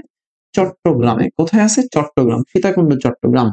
তো এই যে সীতাকুণ্ড, এই সীতাকুণ্ডের একটা পাহাড়ের নাম হলো চন্দ্রনাথ পাহাড়। এই চন্দ্রনাথের মন্দির আছে ওই পাহাড়টার উপরে, এবং এই চন্দ্রনাথ পাহাড়ে একটা গরম পানির ঝর্ণা আছে। গরম পানির ঝর্ণা বা উষ্ণ প্রস্রবণ বলি আমরা এটাকে, উষ্ণ প্রস্রবণ বলি। গরম পানির ঝর্ণা আছে এখানে। আর শীতল পানির ঝর্ণা আছে শীতল পানির ঝর্ণা আছে কক্সবাজারের যে জায়গাটা, তার নাম হলো হিমছড়ি কক্সবাজার। এখন পাহাড় চেয়েছে, এই পাহাড় আছে চন্দ্রনাথ পাহাড়, সীতাকুণ্ডে আছে। এছাড়া আমি আরো কয়েকটা পাহাড়, যেমন লালমাই পাহাড়, কারো কিছু বলি যে লালমাই পাহাড়, এটা আছে কুমিল্লায়। লালমাই পাহাড় আছে কুমিল্লা। এরপরে ধরেন জয়ন্তিকা পাহাড়, এটা আছে সিলেটে। জয়ন্তিকা পাহাড় আছে সিলেটে। আবার ধরেন বাটালি পাহাড়, এটা আছে চট্টগ্রামের সর্বোচ্চ পাহাড়ের নাম হচ্ছে বাটালি পাহাড়। আবার বলতে পারেন চিম্বুক পাহাড়। এই চিম্বুক পাহাড় আছে বান্দরবান। চিম্বুক পাহাড় কোথায় আছে? বান্দরবানে। হ্যাঁ, পাহাড়ের রানী বা কালা পাহাড়, বা বাংলার দার্জিলিং বলা হয় চিম্বুক পাহাড়কে। ওকে, একজন বলছে যে সাজেশনটা কি ঢাকা ইউনিভার্সিটির জন্য? নট অনলি ঢাকা ইউনিভার্সিটি, আপনি যে ইউনিভার্সিটিতে পরীক্ষা দেবেন, যেখানে পরীক্ষা দেবেন, এই সাজেশনটা পড়ে গেলেই হবে।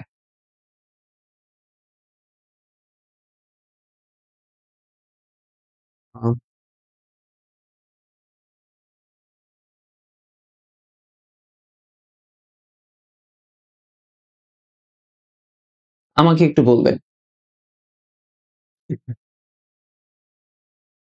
একটু বলবেন, আমি যতটুকু আলোচনা করেছি এই মডেল টেস্টের এই জায়গাগুলো ক্লিয়ার হয়েছে কিনা?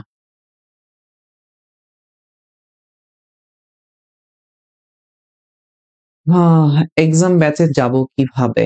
আমাদের অর্ণব স্যার পেজে আপনি একটু নক করেন, তাহলে এক্সাম ব্যাচে কিভাবে ভর্তি হবেন বলে দিবে, বা সাধারণ জ্ঞানের ব্যাচে। আমরা মডেল টেস্ট 26, মডেল টেস্ট কত? মডেল টেস্ট 16 ডান। সবাই একটু কমেন্ট করেন তো। মডেল টেস্ট 16 ডান। মডেল টেস্ট 16 ডান। বাহ, মডেল টেস্ট 16 ডান। মডেল টেস্ট 16 ডান। মাশাআল্লাহ, মাশাআল্লাহ, মাশাআল্লাহ, মাশাআল্লাহ। হ্যাঁ, এটা জিকে ট্যালেন্ট হান্ট বইয়ের ক্লাস। আমাদের যে মিহির জিকে ট্যালেন্ট হান্ট বইটা আছে, মানে এই বইটা আমি আপনাদেরকে কি বললাম, আমি এই যে 16 পর্যন্ত প্র্যাকটিস করিয়েছি, আজকে 20 পর্যন্ত চলে যাব। এর পরের দিন 25, তারপরের দিন 30। আমার খুব বেশি ক্লাস লাগবে না এটা শেষ করে দিতে। তো আমি চেষ্টা করছি রেগুলার ক্লাস নিয়ে মডেল টেস্টটা শেষ করে দেওয়ার। এটা আসলে আমার পেইড ব্যাচের ক্লাস। আমরা এই ক্লাসগুলো সবার জন্য উন্মুক্ত করেছি। ম্যারাথন ক্লাসগুলো আমার পেইড ব্যাচের ক্লাস, আমি সেগুলো সবার জন্য উন্মুক্ত করে দিয়েছি, যেন শেষ সময়ে সবার একটা ভালো প্রস্তুতি হয়। তো আপনি যদি বইটা সংগ্রহ করে রাখেন, 50 টাকা দাম, এটা সংগ্রহ করে নিতে পারেন। মেহির জিকে ফাইনাল সাজেশনের পাশে জিকে ট্যালেন্ট হান্ট বই যেটা আছে সংগ্রহ করেন। এবং আমি তো আপনাকে বলছি, এই বইয়ের পরীক্ষা, এই বইয়ের ক্লাস, মিহির জিকে বইয়ের পরীক্ষা, মিহির জিকের বইয়ের ক্লাস, এগুলো আমার দায়িত্ব। হ্যাঁ, দিস ইজ মাই রেসপন্সিবিলিটি, যে আপনাকে কিভাবে কভার করে দিব, এটা আমার রেসপন্সিবিলিটি। আপনি জাস্ট আমার সাথে একটু চলেন, আমার সাথে চলেন, আমার সাথে চেষ্টা করেন, আল্লাহ ভরসা। চলেন আমরা 17 নম্বর প্রশ্ন আসি। একটা সাম্প্রতিক, প্রথমে 17 নম্বর প্রশ্ন সাম্প্রতিক আসছে। ব্যালন ডিওর 2024-এর বর্ষসেরা তরুণ ফুটবলার কে? বর্ষসেরা তরুণ ফুটবলারটা কে? ব্যালন ডিওর বর্ষসেরা তরুণ ফুটবলার কে? হ্যাঁ, আমরা জানি ইয়ামাল, তাই না? তাহলে এই যে লামিন ইয়ামাল, কে? Lamine Yamal. তরুণ ফুটবলার কি ব্রাদার? Lamine Yamal. এটা সবাই পারবে আমি জানি, লামিন ইয়ামাল। আচ্ছা, 2024 সালে পদার্থবিজ্ঞানে নোবেল পুরস্কার একটি গুরুত্বপূর্ণ আবিষ্কার কি ছিল? আচ্ছা, কি কারণে নোবেল পুরস্কারটা পেয়েছে এটা আসছে। কি কারণে নোবেল পুরস্কার, কি কারণে নোবেল পুরস্কারটা পেয়েছে একটু বলতে পারবেন? কেউ কি জানেন কি কারণে নোবেল পুরস্কার দেওয়া হয়েছে?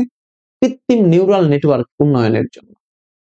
এই কি কারণে পেয়েছে এটা একটু দেখে নেবেন। হ্যাঁ, কৃত্রিম নিউরাল নেটওয়ার্ক উন্নয়নের জন্য, কৃত্রিম নিউরাল নেটওয়ার্ক উন্নয়নের জন্য। মানে নোবেল পুরস্কার চালু হয়েছে 1901 সালে। কত সালে? 1901 সালে। এই নোবেল পুরস্কার দেওয়া হয় সুইডেন থেকে। কোত্থেকে দেওয়া হয়? সুইডেন থেকে। 6টা বিষয়ে নোবেল পুরস্কার দেওয়া হয়। অর্থনীতিতে নোবেল চালু হলো 1968 সালে, অর্থনীতিতে 1968 সালে, এবং 1969 সাল থেকে অর্থনীতিতে নোবেল পুরস্কার দেওয়া হচ্ছে।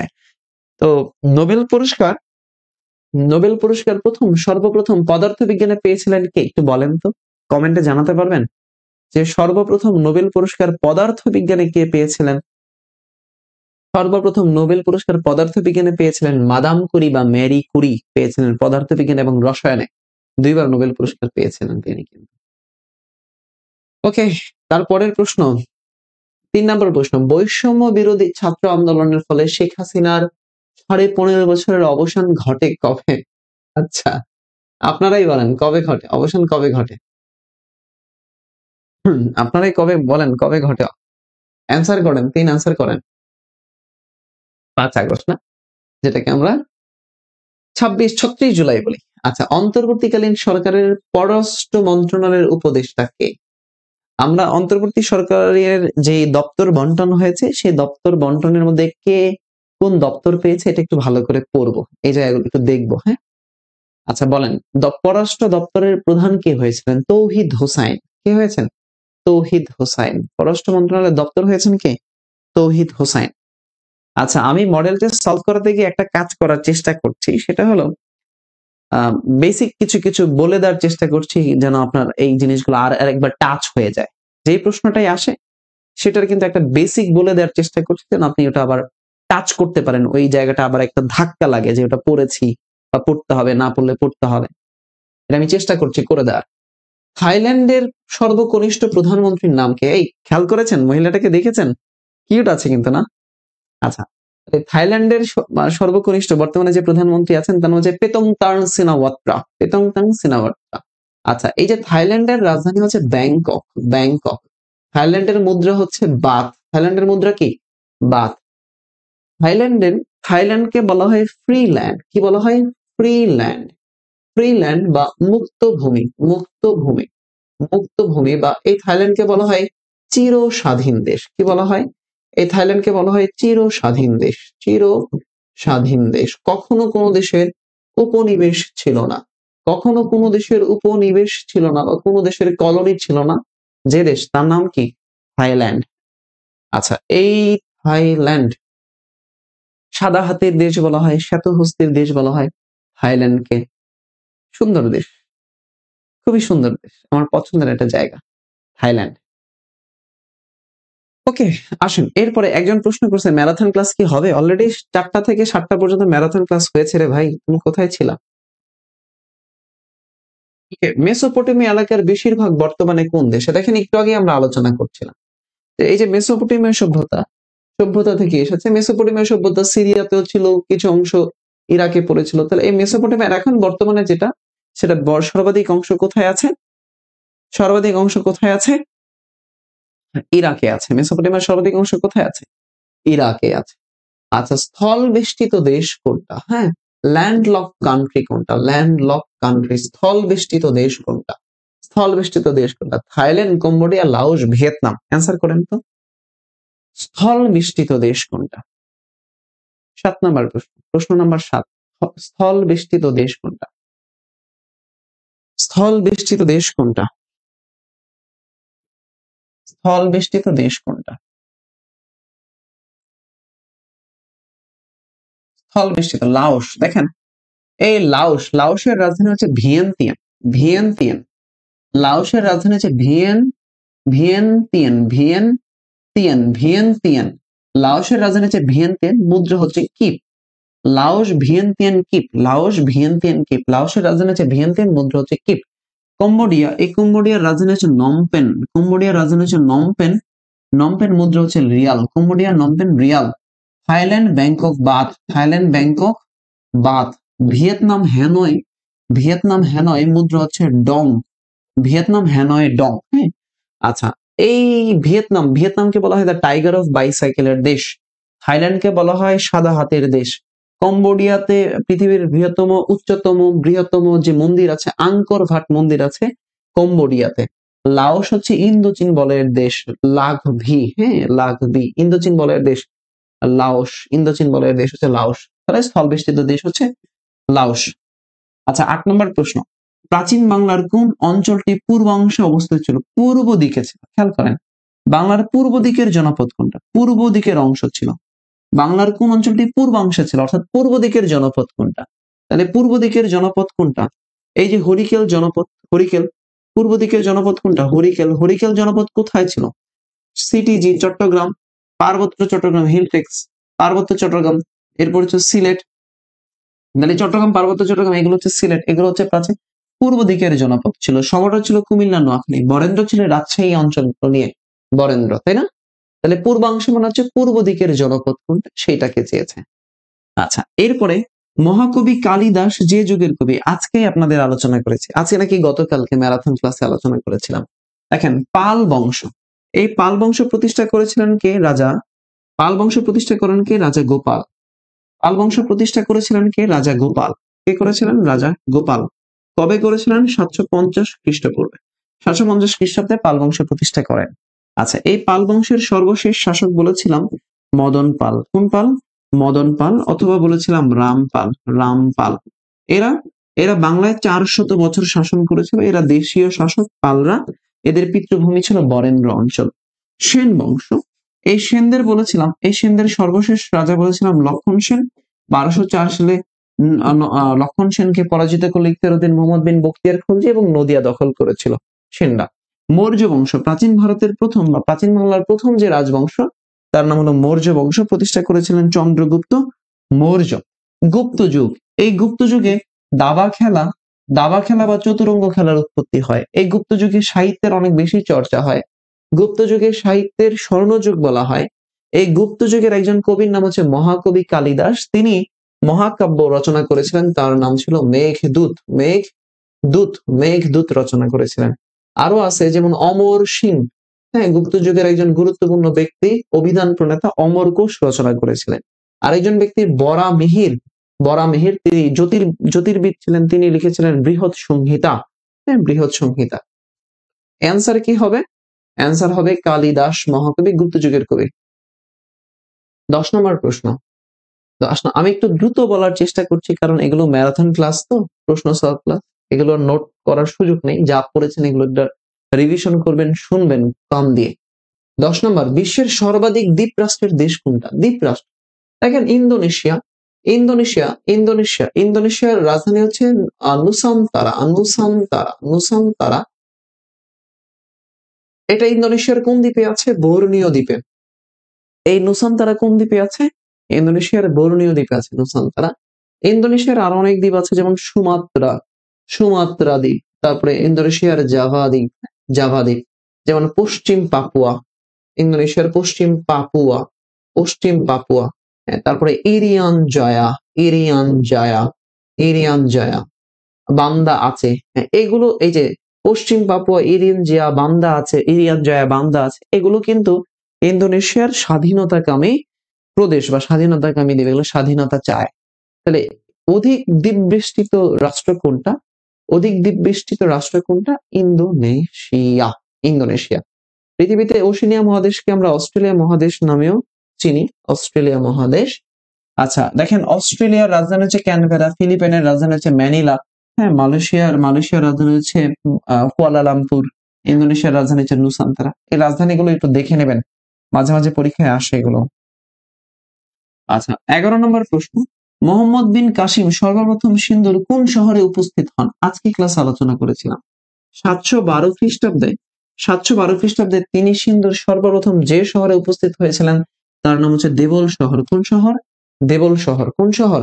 দেবল শহর। এবং তিনি আক্রমণ করেছিলেন, উপস্থিত হয়েছিলেন দেবল শহরে। এরপর তিনি আক্রমণ করেন সিন্ধুর রাওয়াল শহরে। কোন? রাওয়ান শহরে। কোন শহরে? রাওয়ান শহরে। অমৃতসরে আছে স্বর্ণ মন্দির। হ্যাঁ, এখানে একটা স্বর্ণ মন্দির আছে। 12 নম্বর প্রশ্ন, দক্ষিণ আমেরিকার মুক্ত বাণিজ্য ব্লক, দক্ষিণ আমেরিকার মুক্ত বাণিজ্য ব্লক কোনটা? দেখে পারেন কিনা। দক্ষিণ আমেরিকার মুক্ত বাণিজ্য, দক্ষিণ আমেরিকা। দেখেন দক্ষিণ আমেরিকা, ফুটবলের উর্বর ভূমি বলা হয় কাকে? দক্ষিণ আমেরিকার দেশকে। ফুটবলের উর্বর ভূমি বলা হয় কাকে? দক্ষিণ আমেরিকাকে। এই দক্ষিণ আমেরিকার দেশ হচ্ছে 12টা। যেমন ব্রাজিল, হ্যাঁ, ব্রাজিল, বলিভিয়া, কলম্বিয়া, এগুলো হচ্ছে দক্ষিণ আমেরিকার দেশ। ফুটবলের উর্বর ভূমি বলা হয় দক্ষিণ আমেরিকাকে। এই ব্লক চেন কোনটা? Option A. ওকে, এরপরে আসেন, নিকারাগুয়ায় কোন ভৌগোলিক অঞ্চল অবস্থিত? নিকারাগুয়া কোন ভৌগোলিক অঞ্চল? আচ্ছা, নিকারাগুয়াটা আসলে কোথায় দেশ? নিকারাগুয়া, এই যে নিকারাগুয়া যে দেশটা আছে এটা কোন মহাদেশে আছে? হ্যাঁ, এটা কোথায় আছে? নিকারাগুয়া কোথায় আছে? পারবেন আপনারা এসব? আপনারা আলোচনা পারবেন। নিকারাগুয়া কোথায় আছে? দেখেন আমেরিকা মহাদেশের কথা চিন্তা করেন। আমেরিকাতে, আমেরিকাতে মহাদেশ আছে দুইটা। কয়টা? দুইটা। একটা হলো উত্তর আমেরিকা মহাদেশ, উত্তর আমেরিকা মহাদেশ। এই উত্তর আমেরিকা মহাদেশের দেশ আছে 23টা। আর এই উত্তর আমেরিকা মহাদেশটাকে আমরা তিনটা অঞ্চলে ভাগ করতে পারি। একটা হলো উত্তর আমেরিকা অঞ্চল, একটা হলো উত্তর আমেরিকা অঞ্চল যেখানে দেশ আছে 3টা। এই সেই উত্তর আমেরিকা অঞ্চলের মনে রাখার টেকনিক হচ্ছে Canada, USA, Mexico, Canada, USA, Mexico. এরপরে মধ্য আমেরিকা, মধ্য আমেরিকার দেশ হচ্ছে 7টা। মধ্য আমেরিকার দেশ হচ্ছে 7টা। কয়টা? 7টা। এগুলো মনে রাখার টেকনিক হচ্ছে বিজিপি খান। মধ্য আমেরিকার দেশ BGP Khan, KHAN, Khan, BGP Khan. মধ্য আমেরিকার দেশ হচ্ছে 7টা, মনে রাখার টেকনিক হচ্ছে BGP Khan. Belize, Guatemala, Belize, Guatemala, Belize, B থেকে বেলিজ, জি থেকে গুয়েতামালা, পি থেকে হচ্ছে মানে কি বলে, পি থেকে হচ্ছে পানামা, কে থেকে হচ্ছে কোস্টারিকা, এইচ থেকে হন্ডুরাস, এ থেকে সালভাদর, এন থেকে হচ্ছে নিকারাগুয়ে, নিকারাগুয়ে। তাহলে বেলিজের রাজধানী বেলমোপাল, গুয়েতেমালার রাজধানী গুয়েতেমালা সিটি, হ্যাঁ, এরপরে হচ্ছে পানামার রাজধানী হচ্ছে পানামা, কোস্টারিকার রাজধানী সান জোসে, হন্ডুরাসের রাজধানী হচ্ছে তেগুচিগালপা, তারপরে এল সালভাদরের রাজধানী হচ্ছে সান সালভাদর, নিকারাগুয়ের রাজধানী হচ্ছে মানাগুয়ে। তাহলে প্রশ্ন বলেছে নিকারাগুয়ে কোন ভৌগোলিক অঞ্চলে অবস্থিত? তাহলে উত্তর আমেরিকা, অ্যান্সার হবে কি? সরি, মধ্য আমেরিকা, মধ্য আমেরিকার দেশ। তাহলে মধ্য আমেরিকা, অ্যান্সার সি। মধ্য আমেরিকার দেশ হচ্ছে 7টা, অ্যান্সার হচ্ছে সি। তাহলে এই যে মহাদেশের বিভিন্ন অঞ্চলগুলো মনে রাখার টেকনিক আছে, এই টেকনিকগুলো একটু দিয়ে পড়তে হবে। আশা করি পড়লে পারবেন ইনশাআল্লাহ। ওকে, আর যদি না পারেন তাহলে আপনাদের জন্য আমার যে basic to advance batch course আছে, অনলাইন কোর্স আছে, মিহিরজিকে বইয়ের উপরে কোর্স আছে, মিহিরজিকে ফাইনাল সাজেশন বই সেখানে শেষ করানো হচ্ছে, ট্যালেন্ট হান্ট শেষ করানো হচ্ছে, রেগুলার এক্সাম নেওয়া হচ্ছে, পেইড ব্যাচ। যদি আপনারা ফ্রি ক্লাসের পাশাপাশি কেউ পেইড ব্যাচে পড়তে চান অর্ণব স্যারের কাছে, তাহলে নাম্বার হলো 01727998624। কোর্স ফি হলো 1020 টাকা। হোয়াটসঅ্যাপে এই নাম্বারে জাস্ট হোয়াটসঅ্যাপে একটা SMS দিবেন, 01727998624। স্যার আমি ভর্তি হতে চাই, আপনার কাছে পড়তে চাই। হ্যাঁ, আমি দায়িত্ব নিয়ে আপনাকে ইনশাল্লাহ পড়িয়ে দিব সবকিছু, আল্লাহ ভরসা। ওকে,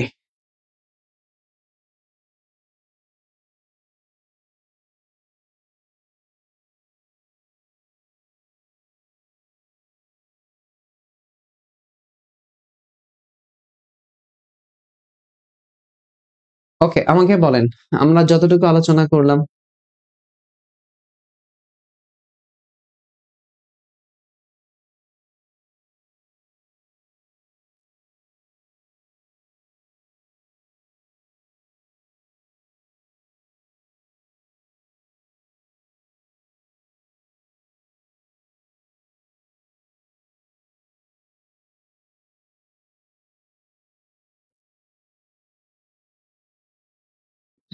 একটু আমাকে বলেন ক্লিয়ার কিনা, একটু আমাকে বলেন ক্লিয়ার কিনা।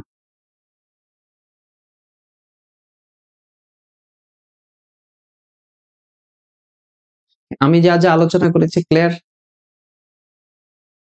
নাম্বার নোট ডান। আচ্ছা,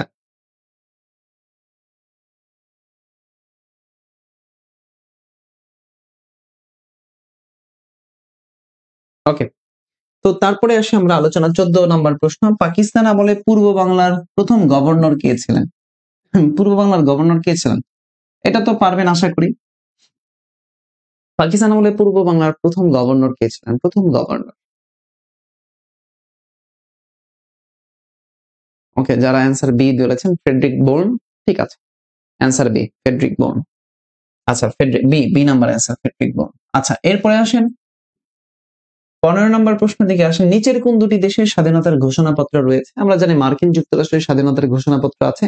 মার্কিন যুক্তরাষ্ট্রের স্বাধীনতার ঘোষণা দিয়েছে যুক্তরাষ্ট্রের ইন্ডিপেন্ডেন্টের ফিলাডেলফিয়ার ইন্ডিপেন্ডেন্ট হল থেকে মার্কিন যুক্তরাষ্ট্রের ঘোষণা দেওয়া হয়েছে। আর বাংলাদেশের ঘোষণা তো দেওয়া হলো, সেটা আমরা জানি। আচ্ছা, নিচের কোন শহরটিকে বাতাসের শহর বলা হয়? টপিকটা হলো ভৌগোলিক উপনাম। হ্যাঁ, ভৌগোলিক উপনাম থেকে প্রশ্নটা এসছে। আচ্ছা, দেখেন ঢাকা, এই ঢাকাকে বলা হয় মসজিদের নগরী। মসজিদের নগরী, ঢাকাকে বলা হয় মসজিদের নগরী। এই ঢাকাকে বলা হয় রিকশার নগরী। এই ঢাকাকে বলা হয় মেট্রো রেলের শহর। ঢাকাকে বলা হয় মেগা সিটি। ঢাকাকে বলা হয় মেগা সিটি। এই ঢাকাকে বলা হয় মেটা সিটি। কি সিটি? মেটা সিটি। তাহলে মেগা সিটি বলা হয়, মেটা সিটি বলা হয়, মেট্রো রেলের শহর বলা হয়, রিকশার নগরী বলা হয়, মসজিদের নগরী বলা হয় কাকে? ঢাকাকে। এই যে লন্ডন, লন্ডন, লন্ডন কিসের জন্য বিখ্যাত? লন্ডনের একটা স্ট্রিট আছে, মানে বই, মানে কি বলে এটাকে, শেয়ার বাজারের জন্য বিখ্যাত। নিউ ইয়র্ক, গগনচুম্বী অট্টালিকার শহর বলা হয় নিউ ইয়র্ককে। শিকাগোকে বলা হয়, এই নিউ ইয়র্ককে বলা হয় বিগ অ্যাপেলের শহর, গগনচুম্বী অট্টালিকার শহর নিউ ইয়র্ক। শিকাগোকে বলা হয় বাতাসের শহর, বাজারের শহর বলা হয় কায়রো। পৃথিবীর পৃথিবীর পবিত্র ভূমি বলা হয় মক্কাকে। পৃথিবীর কেন্দ্র বলা হয় মক্কাকে। খোদার ভূমি বলা হয় ফিলিস্তিনকে। পৃথিবীর কাশ্মীর বলা হয়, পৃথিবীর ভূস্বর্গ বা কাশ্মীর বলা হয়, ভূস্বর্গ বলা হয় কাশ্মীরকে। তারপরে গোলাপের শহর বলা হয় ভারতের রাজস্থানকে। মন্দিরের শহর বলা হয় ভারতের বেনারসকে। তারপরে হলো আগুনের দ্বীপ বলা হয় আইসল্যান্ডকে। হাজার রথের দেশ হচ্ছে ফিনল্যান্ড। তারপরে শান্তির সংবিধানের দেশ জাপান। নিশীত সূর্যের দেশ হচ্ছে নরওয়ে। সূর্যোদয়ের দেশ হচ্ছে জাপান। সকালবেলার শান্তি হচ্ছে কোরিয়া। তারপরে হচ্ছে পৃথিবীর পৃথিবীর ছাদ বলা হয় পামির মালভূমিকে। তারপরে হলো ধরেন ফেজ টুপির দেশ বলা হয় মরক্কোকে। তারপরে সাইলেন্ট সিটি বলা হয় রোমকে। তারপরে বলা হয় city of love and heaven বলা হয় প্যারিসকে, ফ্রান্সের প্যারিস নগরীকে বলা হয়। সিটি অফ কালচার বলা হয় ফ্রান্সের প্যারিসকে। সিটি অফ মানে কি বলেন, কনফারেন্স, সম্মেলনের শহর বলা হয় জেনেভাকে। এরপরে পৃথিবীর ইউরোপের ককপিট বলা হয় বেলজিয়ামকে। ইউরোপের বাফার স্টেট বলা হয় বেলজিয়ামকে। এই অনেক দেশ আছে, হ্যাঁ, এগুলো ভৌগোলিক উপনাম অসংখ্য আছে, অসংখ্য মাথায় আছে। সাত পাহাড়ের শহর বলা হয় রোমকে। অসংখ্য ইতালি, মানে ইউরোপের বুট বলা হয় ইতালিকে। ইউরোপের রণক্ষেত্র বলা হয় বেলজিয়ামকে। এগুলো অসংখ্য আছে। লিলি ফুলের দেশ বলা হয় কানাডাকে। মেপল পাতার দেশ বলা হয় কানাডাকে। তারপরে হচ্ছে হোয়াইট রাশিয়া, মানে সাদা রাশিয়া, সাদা হাতির দেশ বলা হয় ফিনল্যান্ড। White Russia. আচ্ছা, আরো অসংখ্য আছে না, এগুলো আপনারা দেখবেন, এগুলো আপনারা দেখবেন। এগুলো বলতে গেলে রাত পোহায় যাবে, এগুলো বলতে গেলে রাত পোহায় যাবে ভাই। এগুলো আপনারা একটু দেখবেন, বিভিন্ন ভৌগোলিক উপনাম গুলো, হ্যাঁ, পরীক্ষায় আসে এগুলো। আসেন, একবার বলতে বলতে গেলে দেখা যাবে আধা ঘন্টা ধরে ওটাই বলতেছি। ভাইয়া কালো টিপ লাগায় দিয়েন, যেভাবে বলতেছেন আমার ভয় লাগতেছে। এগুলো বলতে গেলে শেষ হবে না ভাই। দেখেন, আমি আপনাদেরকে আবার একবার একটু বলে রাখি, আপনাদের দেখেন, মানুষ সেখানেই যায় যেখানে সে প্রপার রেসপেক্ট পায়। হ্যাঁ, ধরেন আপনি, আপনার কথা চিন্তা করি, এই যে 207 জন মানুষ দেখছেন, আমি একবারও তুমি করে বলি নাই, তুই করে বলি নাই, শুরু থেকে আপনি করে বলছি।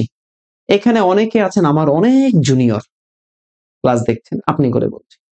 এখানে অনেকে আছে আমার অনেক সিনিয়র, আপনি করে বলছি, তাই না? এখানে অনেকে আছেন আমার সমবয়সী, আপনি করে বলছি। তাহলে দেখেন, একটা ক্লাসে আমি আপনাকে প্রপার রেসপেক্ট দিচ্ছি। সম্মান দিচ্ছি, স্নেহ দিচ্ছি, ভালোবাসা দিচ্ছি, কিছুই তো দিচ্ছি না। এরপরে আমি চেষ্টা করছি আমার সর্বোচ্চটা দিয়ে খুবই শান্ত থেকে আপনাকে মডেল টেস্ট গুলো সলভ করা।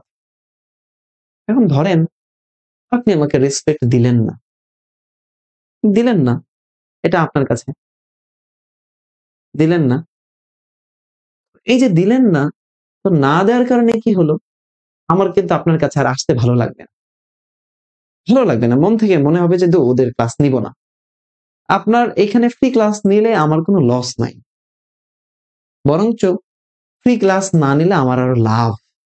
আমি হয়তো অন্য কাজ করতে পারবো। আমি ক্লাস না নিলে আপনার হয়তো লস। কিভাবে লস? আমি ক্লাস নিলে আপনার হয়তো লস। কি লস? আপনি হয়তো 2টা তথ্য বেশি শিখতে পারতেন। হয়তো এই কোশ্চেনটা সলভ করার ফলে কি হয়ে যেত, মানে না করলে হয়তো আপনি পিছায়া যাবেন। এটাই, ঠিক আছে? এটাই। তো একইভাবে যখন আপনিও কোনো বন্ধুদের সাথে এরকম জায়গায় যাবেন, কোনো একটা জায়গায় যাবেন, যখন আপনাকে রেসপেক্ট দেওয়া হবে না, তখন আপনার কিন্তু ভালো লাগবে না, আপনার আসতে মন চাইবে না। সো আমি কিন্তু ভয়াবহ রকমের খারাপ, ভয়াবহ রকমের খারাপ মানে প্রচন্ড খারাপ। আমি একদম ধরে ধরে এই পেজ থেকে ব্যান করে দিব। হাতে পায়ে ধরলেও কিন্তু পরবর্তীতে আর পেজে আসতে পারবেন না। শুধু নট অনলি মিহিরজিকে, মিহির সিরিজের যত পেজ আছে ওখান থেকে ব্যান করব, অর্ণব সিরিজের যত পেজ আছে সেখান থেকে ব্যান করব।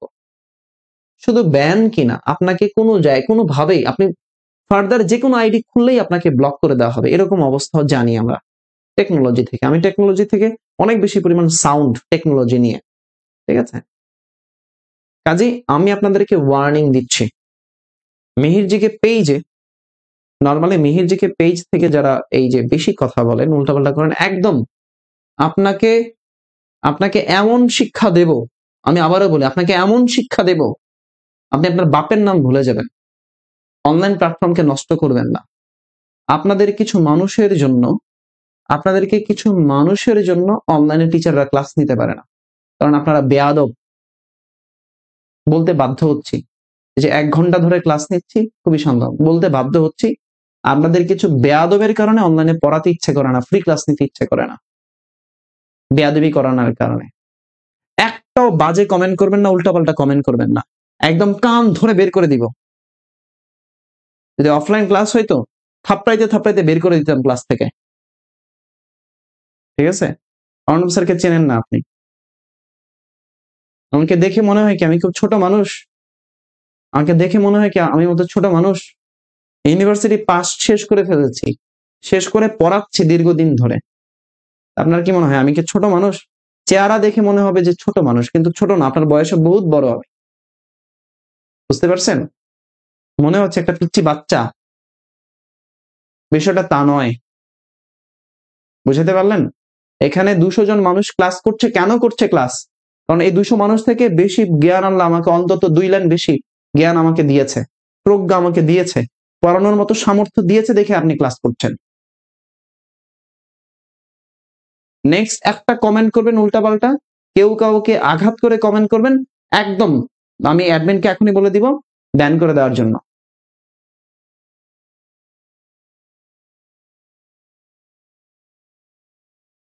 আমি একটু মনিটরিং করব।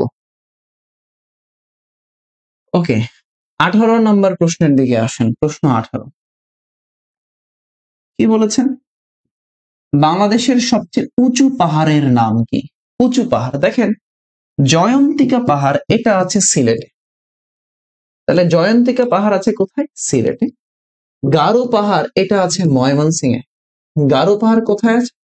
ময়মনসিংহে। এই গারো পাহাড়েই বসবাস করে যে উপজাতি, তার নাম হলো গারো উপজাতি। গারো পাহাড়ে কোন উপজাতি? গারো উপজাতি। গারো পাহাড়ে বসবাস করে কোন উপজাতি? গারো উপজাতি। গারো পাহাড়ে কোন উপজাতি বসবাস করে? গরো উপজাতি।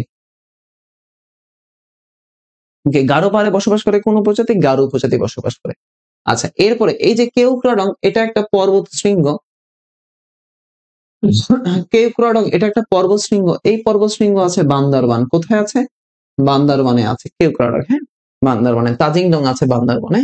লুসাই পাহাড়, হ্যাঁ লুসাই পাহাড় কোথায় আছে? লুসাই পাহাড় কোথায় আছে? হ্যাঁ, লুসাই পাহাড়, মিজোরামের লুসাই পাহাড়, তাই না? আছে এই জায়গাটা। তাহলে বাংলাদেশের সবচেয়ে উঁচু পাহাড়ের নাম হলো গারো পাহাড়, আর উঁচু পর্বতশৃঙ্গের নাম হলো তাজিং ডং বা বিজয়, তাজিং ডং বা বিজয়।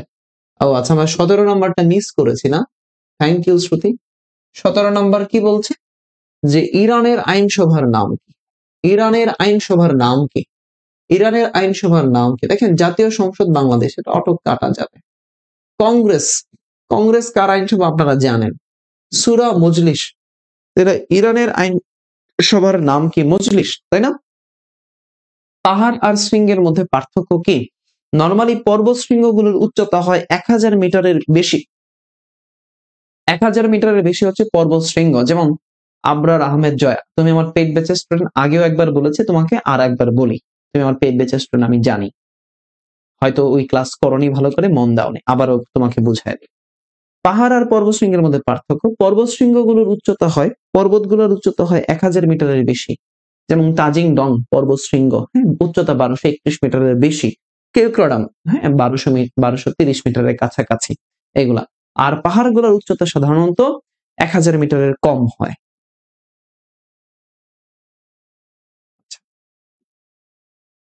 কাজী নজরুল ইসলাম ও মুজাফফর আহমেদ একত্রিত সম্পাদনা করেছিলেন কোন পত্রিকা? কাজী নজরুল ইসলাম এবং মুজাফফর আহমেদ একত্রে সম্পাদিত করেছিলেন কোন পত্রিকাটা? কাজী নজরুল ইসলাম এবং মুজাফফর আহমেদ। দেখেন, কাজী নজরুল ইসলাম সম্পাদিত পত্রিকার নাম কি? নবযুগ। এই বছরে কাজী নজরুল ইসলাম নিয়ে প্রশ্ন আসছে ঢাকা ইউনিভার্সিটিতে, যে কাজী নজরুল ইসলাম কোন কোন চলচ্চিত্র অভিনয় করেন? হ্যাঁ, ধ্রুব চলচ্চিত্র অভিনয় করেছিলেন। তাহলে এই যে নবযুগ পত্রিকা, সেই নবযুগ পত্রিকায় তারা একত্রে সম্পাদনা করেছিলেন। বিশ্বের দ্বিতীয় উচ্চতম তুগেলা জলপ্রপাত কোথায় আছে? ব্যতিক্রম ধর্মী প্রশ্ন, ব্যতিক্রম ধর্মী প্রশ্ন। এই প্রশ্নটা অনেকটা একটু ব্যতিক্রম। তুগেলা জলপ্রপাত কোথায় আছে? একটু কমেন্ট করে দেন। পৃথিবী নায়াগ্রা, নায়াগ্রা ওয়াটারফলস, নায়াগ্রা জলপ্রপাত কানাডা এবং ইউএস এবং কানাডার মধ্যে আছে। নায়াগ্রা জলপ্রপাত কোথায় আছে? ইউএস এবং কানাডার মধ্যে, ইউএস এবং কানাডার মধ্যে। অ্যাঞ্জেলস জলপ্রপাত কোথায় আছে? ভেনেজুয়েলাতে। অ্যাঞ্জেলস জলপ্রপাত কোথায় আছে? ভেনেজুয়েলা। আর তুগেলা জলপ্রপাত আছে দক্ষিণ আফ্রিকাতে। কোথায়? দক্ষিণ আফ্রিকা। এই তুগেলা জলপ্রপাত আছে কোথায়? দক্ষিণ আফ্রিকা, দক্ষিণ আফ্রিকা। আচ্ছা, FAO, food and agricultural organisation, IFAD, হ্যাঁ, ইন্টারন্যাশনাল ফুড এন্ড এইড, তারপরে WFP, ওয়ার্ল্ড ফুড প্রোগ্রাম, এগুলো খাদ্য নিয়ে কাজ করে। আমরা বলেছিলাম সংস্থার ক্লাসে, আন্তর্জাতিক পার্টের সংস্থার ক্লাসের পেইড ব্যাচে বলেছিলাম, যে সকল সংস্থা খাদ্য নিয়ে কাজ করে, যে সকল সংস্থা খাদ্য নিয়ে কাজ করে তাদের সদর দপ্তর ইতালির রোমে। কোথায়? ইতালির রোমে। তাহলে অ্যান্সার কি হবে? ইতালির রোম, রোম ইতালি। খাদ্য নিয়ে কাজ করে ইতালির রোম, খাদ্য নিয়ে কাজ করে ইতালির রোম। আচ্ছা, মা ও মনি, এটা একটা ক্রিয়া প্রতিযোগিতা। মা ও মনি ক্রিয়া প্রতিযোগিতা প্রথম কবে আয়োজন করা হয়? মা ও মনি পরীক্ষায় অনেকবার আসছে। মা ও মনি কি? এটা একটা ক্রীড়া প্রতিযোগিতা। এটা কবে শুরু হয়েছে? 1991 সাল থেকে। 1991 সাল থেকে। এই 91 সাল নিয়ে অনেকগুলো গুরুত্বপূর্ণ ঘটনা আছে। 1991 সাল, 1991 সালে ভ্যাট চালু হয়। ভ্যাট চালু হয় 1991 সালে। 1991 সালে open market policy, open market policy, হ্যাঁ, ওপেন মার্কেট পলিসি বা মুক্তবাজার অর্থনীতি চালু হয় 1991 সালে। পড়তে হবে একটু ভালো করে, হ্যাঁ, হ্যাঁ, এই জিনিসগুলো, সাল রিলেটেড তথ্যগুলো। 23 নম্বর, নিচের কোনটি বাংলাদেশের অর্থকরী ফসল না? পাট, চা, তামাক, ধান। বাংলাদেশের অর্থকরী ফসল না কোনটা? অ্যান্সার, এগুলো পারবেন অ্যান্সার। অর্থকরী ফসল না, 23 পারবেন আমি জানি। সেনজেন চুক্তি হচ্ছে বাণিজ্য চুক্তি, অবাধ চলাচল সংক্রান্ত চুক্তি, এর কোনোটিই নয়। কর হ্রাস। ইউরোপের 27টা দেশে একসাথে চলাচল, অবাধ স্থল, জল, হ্যাঁ, আকাশপথ, অবাধ বাণিজ্য করার যে সুবিধা, অবাধ চলাচল যে সুবিধা, সেটাকে আমরা বলি সেনজেন চুক্তি। সেনজেন ভিসার জন্য অনেকে তো আবেদন করছে। সেনজেন চুক্তি, ওকে। আচ্ছা, এরপরে আসেন জাতীয় সংসদের সদস্য হবার জন্য। আচ্ছা, এরপরে হচ্ছে কোন চুক্তিটি ভারত ও মিয়ানমারে স্বাক্ষর করেনি? ভারত এবং পাকিস্তান, ভারত আর পাকিস্তান স্বাক্ষর করে নাই যে চুক্তিতে, সেই চুক্তির নাম কি? এপিটি চুক্তি। কোন চুক্তি? এপিটি চুক্তি। ভারত পাকিস্তান স্বাক্ষর করে নাই। জাতীয় সংসদ সদস্য হবার জন্য ন্যূনতম বয়স কত লাগবে? পারবেন, আমরা জানি। জাতীয় সংসদের হবার জন্য ন্যূনতম বয়স লাগবে 25 বছর। সংসদ সদস্য 25। তারপরে হচ্ছে 18 বছর। ভোটার হওয়ার জন্য বয়স লাগবে 18 বছর। সৌদি আরব সালওয়া খাল নির্মাণ করেছে। সৌদি আরব সালওয়া খাল নির্মাণ করেছে কোন সাগরে? একটু অ্যান্সার করেন তো। সৌদি আরবের সালওয়া খাল নির্মাণ করেছে, সৌদি আরব সালওয়া খাল নির্মাণ করেছে কোন উপসাগরে? পারস্য উপসাগরে। কোথায়? পারস্য উপসাগর। আচ্ছা, হর্ন অন্তরীপ অবস্থিত কোথায়? হর্ন অন্তরীপ, দেখে অ্যান্সার করেন ঝটপট। হর্ন অন্তরীপ, হর্ন অন্তরীপ কোথায় আছে? হর্ন অন্তরীপ, হর্ন অন্তরীপ দক্ষিণ আফ্রিকা, চিলি, পর্তুগাল, ভারত। দেখেন চিলি একটা দেশ, আমেরিকার একটা দেশ, তাই না? Chile, Chile. এই যে চিলি, চিলি একটা সরু রাষ্ট্র। পৃথিবীর সবচেয়ে সরু রাষ্ট্র কোনটা? পৃথিবীর সবচেয়ে সরু রাষ্ট্র হচ্ছে চিলি। আচ্ছা, এই চিলির রাজধানী হচ্ছে সান্তিয়াগো। সান্তিয়াগো। চিলির রাজধানী কি? সান্তিয়াগো। চিলির রাজধানী হচ্ছে সান্তিয়াগো। চিলির রাজধানী কি? সান্তিয়াগো। Santiago, Chile. আচ্ছা, চিলির মুদ্রা হচ্ছে পেসো। চিলির মুদ্রা কি? পেসো। তাহলে ঢাকার প্রতিপাদ স্থান আছে এই চিলির নিকট প্রশান্ত মহাসাগরে। আমাদের ঢাকার প্রতিপাদ স্থান আছে চিলির নিকট প্রশান্ত মহাসাগরে। চিলি। তাহলে এই হর্ন অফ অন্তরীপ কোথায় আছে? চিলিতে। কোথায়? চিলিতে। চিলি। 28 ডান না? পরের মডেল টেস্ট হচ্ছে 18। তার আগে বলেন, আমি আজকে আর সলভ করাবো না, আপনাদের ব্যবহার আমার কাছে ভালো লাগেনি। আপনাদের ব্যবহার আমার কাছে ভালো লাগেনি। আপনারা আমাকে ক্লাসে পড়াতে দেন না। আপনাদের মেন্টালিটির প্রবলেম আছে, মানসিকতার সমস্যা আছে, মানসিকতার সমস্যা আছে।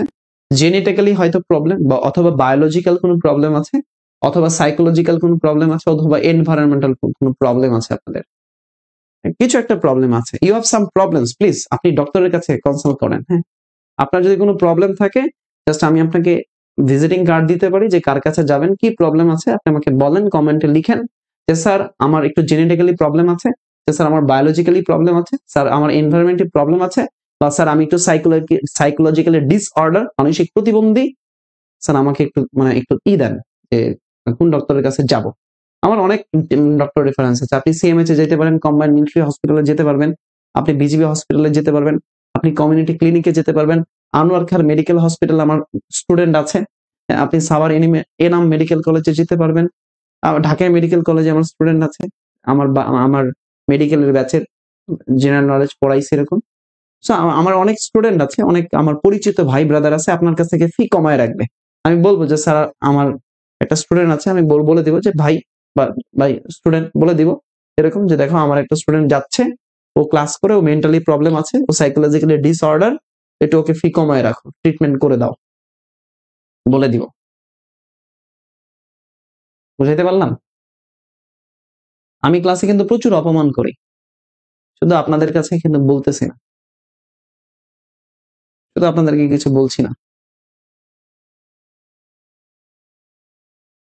আগামী দিন থেকে এই ক্লাস শুধুমাত্র পেট বেছে শিক্ষার্থীদের জন্য থাকবে। আজকে আপনাদের সাথে আমার লাস্ট ক্লাস। আগামী দিন থেকে এই ক্লাস করবে শুধুমাত্র পেট বেছে শিক্ষার্থীরা, যারা আমার কাছে টাকা দিয়ে ভর্তি হয়েছে, তাদের টাকার মূল্য আছে। যারা টাকা দিয়ে ভর্তি হয়েছে তাদের কাছে টাকার মূল্য আছে, মূল্য আছে। Not for free. Arnab sir is not for everyone. Arnab sir is not for everyone. Arnab স্যারকে যারা সম্মানী দিতে পারবে এবং প্রপার রেসপেক্ট করতে পারবে তাদেরকে অর্ণব স্যার পড়াবে। এটাই থিওরি। ঠিক আছে, আজকে লাস্ট ক্লাস আপনাদের সাথে আমার, এই মডেল টেস্টের লাস্ট ক্লাস। আর বাকি ক্লাসগুলো ইনশাল্লাহ মিহির স্যার নেবেন আপনাদের সাথে ইনশাল্লাহ। অতি গুরুত্বপূর্ণ মডেল টেস্ট 18 নাম্বার, বাজেট। 2024-25 বাজেটে জিডিপির প্রবৃদ্ধির হার কত? 2000 জিডিপির প্রবৃদ্ধির হার কত? জিডিপির প্রবৃদ্ধির হার কত? জিডিপির প্রবৃদ্ধির হার কত একটু আমাকে বলবেন। জিডিপির প্রবৃদ্ধির হার কত?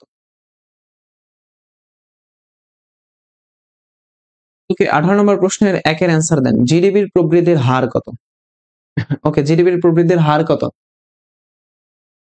জিডিপির প্রবৃদ্ধির হার 6.75 বলছেন একজন।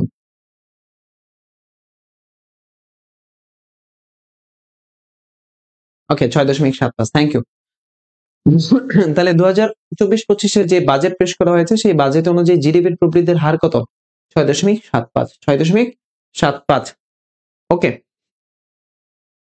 এবার আসেন জনসংখ্যার ঘনত্ব সবচেয়ে কম কোন জেলায়? দেখেন জনসংখ্যার ঘনত্ব সবচেয়ে কম চেয়েছে, আমরা জানি জনসংখ্যার ঘনত্ব সবচেয়ে বেশি হচ্ছে ঢাকাতে, তাই জনসংখ্যার সবচেয়ে ঘনত্ব কম কোথায়? জনসংখ্যার ঘনত্ব সবচেয়ে কম গতদিনও আমরা আমাদের সাম্প্রতিক ক্লাসে আলোচনা করেছিলাম যে দেখেন এই যে রাঙ্গামাটি যে জেলাটা আছে, এই রাঙ্গামাটি জেলাতে কি জনসংখ্যার ঘনত্ব সবচেয়ে কম। রাঙ্গামাটি জেলা জনসংখ্যার ঘনত্ব সবচেয়ে কম। আচ্ছা, এরপরে ৩ নম্বর প্রশ্ন, মার্কিন ইলেকট্রাল কলেজ ভোট কয়টা? দেখেন মার্কিন ইলেকট্রাল কলেজ ভোট আমরা জানি যে এই বছরে মার্কিন নির্বাচন হয়েছে। মার্কিন নির্বাচন হয়েছে, তো এই মার্কিন নির্বাচনে ৪৭তম প্রেসিডেন্ট হয়েছিলেন ডোনাল্ড ট্রাম্প হয়েছেন। আমরা জানি মার্কিন নির্বাচন ইলেকট্রাল কলেজ ভোটের মাধ্যমে হয়। ৫৩৮টা মোট ইলেকট্রাল কলেজ ভোট আছে, এর মধ্যে ৫৪টা ইলেকট্রাল কলেজ ভোট আছে ক্যালিফোর্নিয়াতে। সবচেয়ে বেশি ইলেকট্রাল কলেজ ভোট আছে কোথায়? ক্যালিফোর্নিয়াতে। কোথায় আছে? ক্যালিফোর্নিয়াতে। তাহলে মোট কলেজ ভোট কয়টা? ৫৩৮টা। ওকে, ২০তম এশিয়ান গেমস ২০২৬ কোন দেশে অনুষ্ঠিত হবে? Asian games, Delhi Bharat, Nagoya Japan, Seoul দক্ষিণ কোরিয়া, হাংজো চীন। হাংজো চীন। হাংজো চীন।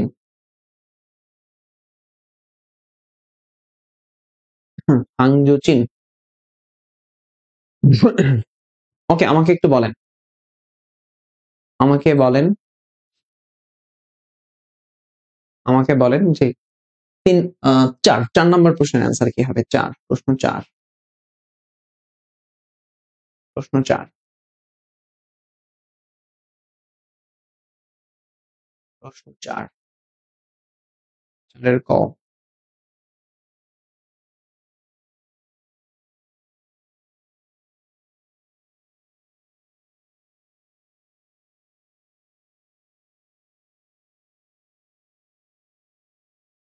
ও, প্রশ্ন ৪ এর অ্যান্সার করেন তো সবাই। ডোনাল্ড ট্রাম্প ৪৭তম প্রেসিডেন্ট। Thank you.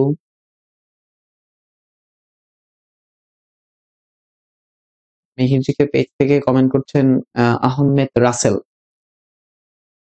মেহিরজিকে পেজে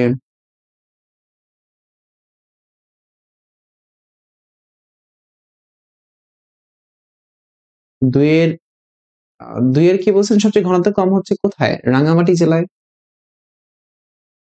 আচ্ছা, এরপরে মেহিরজিকে পেজে অবন্তী সাহা কমেন্ট করেছেন।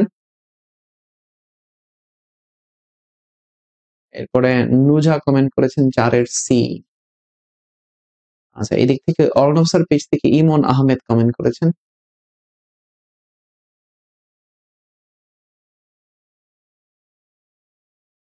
একজন বলছে ভাইয়া মাইন্ড করেন না, ট্যালেন্ট হান্ট মডেল টেস্ট ৪ এ এই কোশ্চেন গুলো নেই। আপনার স্লাইড এগুলো বুঝলাম না। আমি তো মডেল টেস্ট ৪ পড়াচ্ছি না, আমি তো মডেল টেস্ট পড়াচ্ছি ১৮। আপনি ৪ এ খোঁজেন কেন?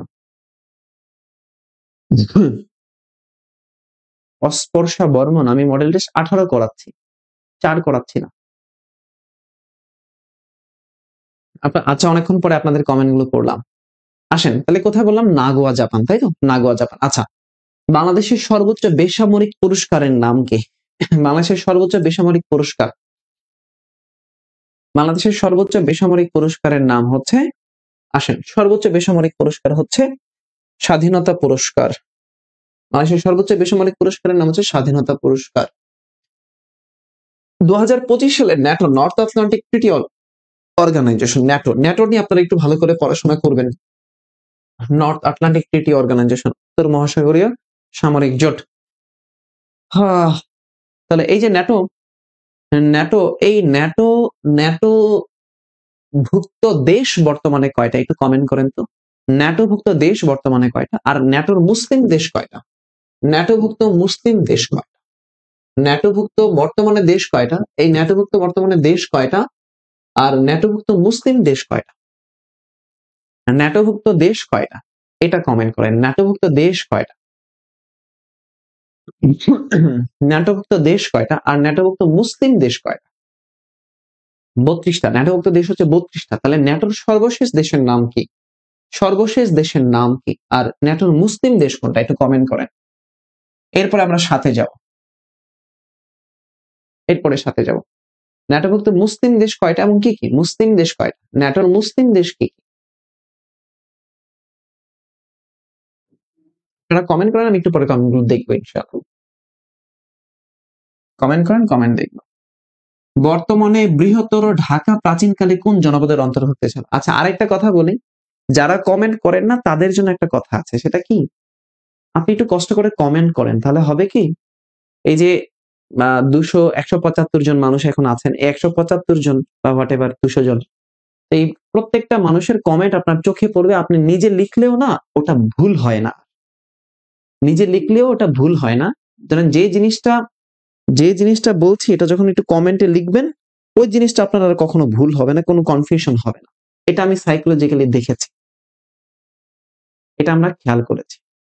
তো আপনি একটু চেষ্টা করেন কমেন্টে লিখার জন্য, কারণ অনেকে থাকে এরকম চুপ করে বসে থাকেন, শুধু শোনেন, তাদের জন্য বলছি আপনি একটু কমেন্টে লিখেন, তাহলে দেখবেন আপনি শুনে যতটুকু মনে রাখতে পারছেন, লিখে ততটুকু বেশি মনে থাকবে।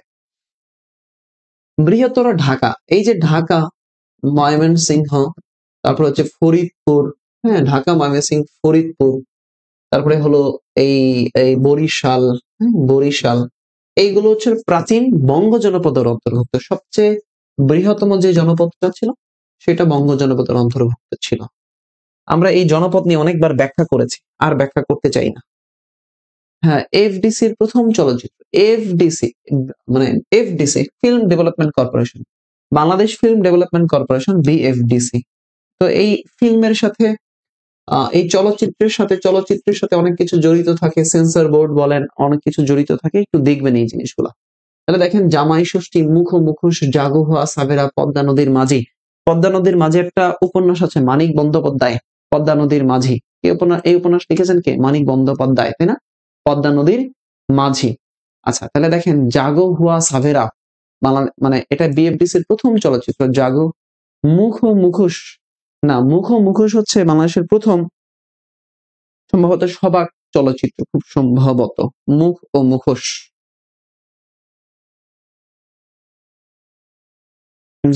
জাগো হুয়া সাবেরা, আমি যতটুকু জানি, জাগো হুয়া সাবেরা, জাগো হুয়া সাবেরা, জাগো হুয়া সাবেরা, জাগো হুয়া সাবেরা। বাংলাদেশের প্রথম সবাক চলচ্চিত্র হচ্ছে জামাই ষষ্ঠী। বাংলাদেশের প্রথম সবাক চলচ্চিত্র, বাংলাদেশের প্রথম সবাক চলচ্চিত্রের নাম হচ্ছে জামাই ষষ্ঠী। প্রথম সবাক চলচ্চিত্রের নাম হচ্ছে জামাই ষষ্ঠী, হ্যাঁ জামাই ষষ্ঠী। বাংলাদেশের প্রথম চলচ্চিত্রের নাম হচ্ছে মুখোশ। বাংলাদেশের প্রথম রঙিন চলচ্চিত্রের নাম হচ্ছে সঙ্গম, যেটা জহির রায়হান বানাইছে, জহির রায়হান, হ্যাঁ জহির রায়হান। আচ্ছা, এরপরে কাজী নজরুল ইসলাম অভিনীত করেছে চলচ্চিত্রের নাম হচ্ছে ধ্রুব, হ্যাঁ ধ্রুব। জহির রায়হানের চলচ্চিত্র হচ্ছে জীবন থেকে নেয়া, কাচের দেয়াল, আনোয়ারা, তারপর হচ্ছে Sangam, Behula, stop genocide, let there be light, let there be light. Tareque মাসুদের চলচ্চিত্র হচ্ছে মুক্তির গান, মুক্তির কথা, তারপর হচ্ছে রান ওয়ে, কাগজের ফুল, হ্যাঁ আরো আছে আদম সুরত বানিয়েছে এস এম সুলতানকে নিয়ে, আদম সুরত। তারপরে হচ্ছে এই যে উপমহাদেশের প্রথম অস্কার লাভ করেছিলেন সত্যজিৎ রায়ের কিছু চলচ্চিত্র আছে, যেমন পথের পাঁচালী, অশনি সংকেত, হীরক রাজার দেশে, অপুর সংসার, অপরাজিত, তিন কন্যা। তারপরে হুমায়ুন আহমেদ, হ্যাঁ আগুনের পরশমণি, শ্যামল ছায়া। আগুনের পরশমণি হচ্ছে মুক্তিযুদ্ধ ভিত্তিক চলচ্চিত্র। ওকে, তাহলে এই যে এটা হলো অ্যান্সার হচ্ছে জাগো হুয়া সাবেরা। এফডিসির প্রথম চলচ্চিত্র নাম হচ্ছে জাগো হুয়া সাবেরা। আপনাদের মডেল টেস্টে অ্যান্সার কি দিয়েছে? জাগো হুয়া সাবেরাই তো অ্যান্সার হওয়ার কথা। মডেল টেস্ট কত সলভ করছি, 18 নাকি 19? এই চলচ্চিত্রগুলো আপনারা একটু ভালো করে দেখবেন, এই চলচ্চিত্রগুলো একটু ভালো করে দেখবেন, তাহলে দেখবেন পরীক্ষার হলে ইনশাআল্লাহ। হ্যাঁ, জাগো হুয়া সাবেরা, ঠিক আছে, জাগো হুয়া সাবেরা, ঠিক আছে। আসুন, এরপরে আয়তনের দিক থেকে কোন শহর সবচেয়ে বড়? এটা তো পারবেন, এই জিনিসগুলো তো পারার কথা, ম্যাপ চিনলে, আন্তর্জাতিক পড়লে এই জিনিসগুলো পারবেন। আয়তনের দিক থেকে সবচেয়ে বড় শহর কোনটা? আয়তনের দিক থেকে সবচেয়ে বড় শহর কোনটা? আয়তনের দিক থেকে সবচেয়ে বড় শহর, বিগ অ্যাপেলের শহর বলেছি কি, বিগ অ্যাপেলের শহর, গগনচুম্বী অট্টালিকার শহর কোনটা? New York. কোথায়? New York, New York.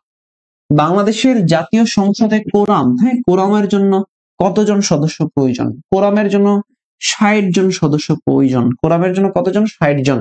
এবং আমাদের জাতীয় সংসদের যে অধিবেশন হয়, 2 অধিবেশনের মধ্যবর্তী সময় লাগবে, 2 অধিবেশনের মধ্যবর্তী সময় লাগবে, 2 অধিবেশনের মধ্যবর্তী সময় লাগবে হচ্ছে 60 দিন। আর কোরামের জন্য সময় মানুষ লাগবে হচ্ছে ৬০ জন। কোরাম হচ্ছে একটা অধিবেশন হবার জন্য ন্যূনতম যে মানুষ লাগে সেই মানুষগুলো উপস্থিত থাকতে হয় অধিবেশন পরিচালনার জন্য। হ্যাঁ, ব্রুনাই দারুসালাম যে দ্বীপে অবস্থিত? ব্রুনাই দারুসালাম কোথায় আছে? অ্যান্সার করেন তো। Brunei Darussalam, Brunei Darussalam, Brunei Darussalam যে দ্বীপে অবস্থিত? বোর্নিও দ্বীপ, সেলিভিস দ্বীপ, সুমাত্রা দ্বীপ, মিন্দানাও দ্বীপ। এগুলো প্রত্যেকটাই। বোর্নিও দ্বীপ কোথায়? বোর্নিও দ্বীপ কোথায়? ইন্দোনেশিয়াতে। সুমাত্রা আছে কোথায়? ইন্দোনেশিয়াতে। মিন্দানাও দ্বীপ কোথায় আছে? কমেন্ট করেন তো। কোরাম কি? জাতীয় সংসদের অধিবেশন পরিচালনার জন্য অন্তত ৬০ জন মানুষ দরকার হয়, উপস্থিতি দরকার হয়, তাকে বলা হয় একটা কোরাম।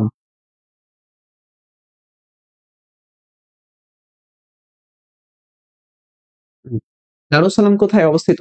বোর্নিও দ্বীপে। কোথায় আছে? বোর্নিও দ্বীপে। Thank you so much. Borneo দ্বীপে। সিদরাতুল মুনতাহা অত্রি আমার পেইড ব্যাচের স্টুডেন্ট, আমি মনে হয়, আমি যতটুকু জানি। হ্যাঁ, আফরিন খান। ওকে, থ্যাংক ইউ সো মাচ। আমি দেখেছি মিহিরজিকে পেজ থেকে এই ক্লাসটা সর্বোচ্চ শেয়ার হয়েছে ৩৫ জন, এবং এই ৩৫ জনের মধ্যে একজন হচ্ছে ইসলামের শেহজাদি, হুমায়ুন কবির, সৃজনী শ্রুতি, ফরমান কবির শেয়ার করেছেন। মিহিরজিকে পেজ থেকে ৩৫টা শেয়ার হয়েছে।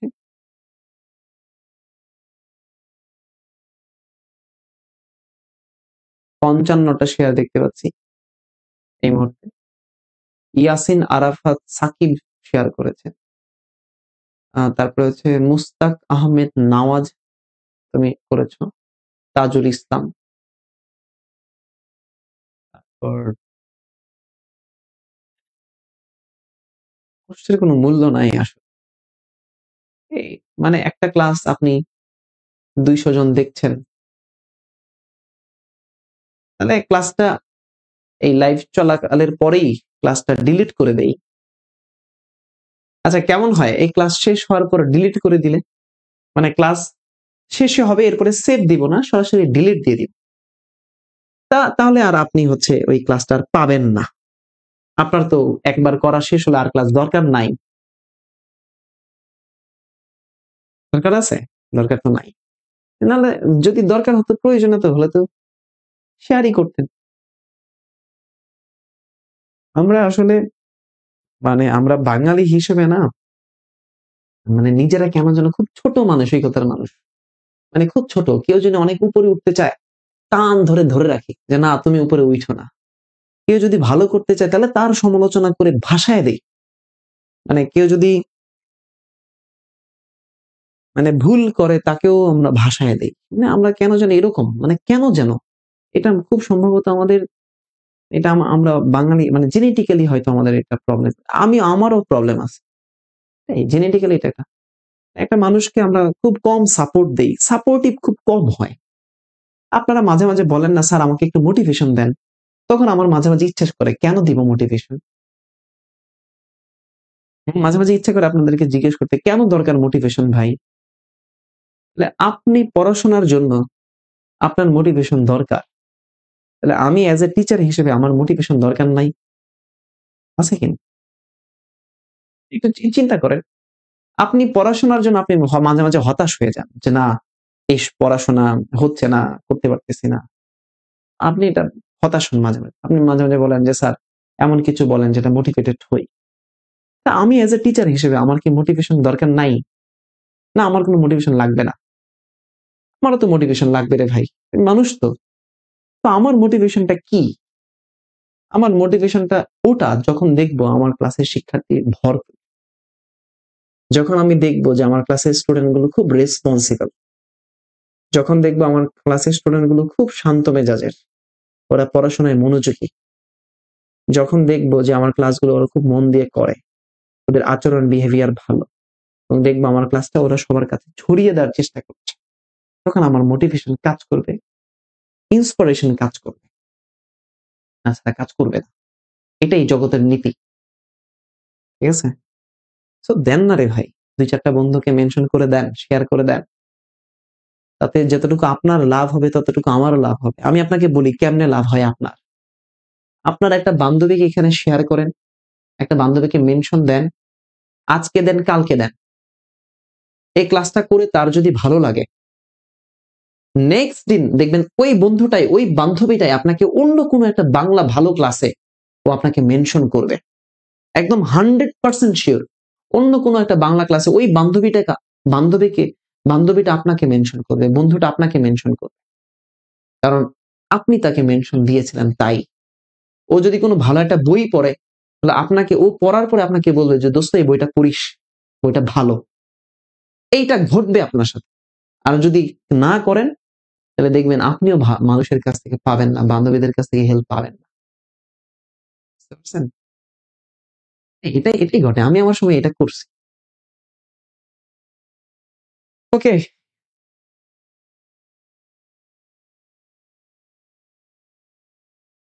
ওকে আসেন। তো আমরা আলোচনা করতেছিলাম কোথায়? 12 নম্বর প্রশ্নে। কোথায় আলোচনা করছিলাম? 12 নম্বর প্রশ্ন।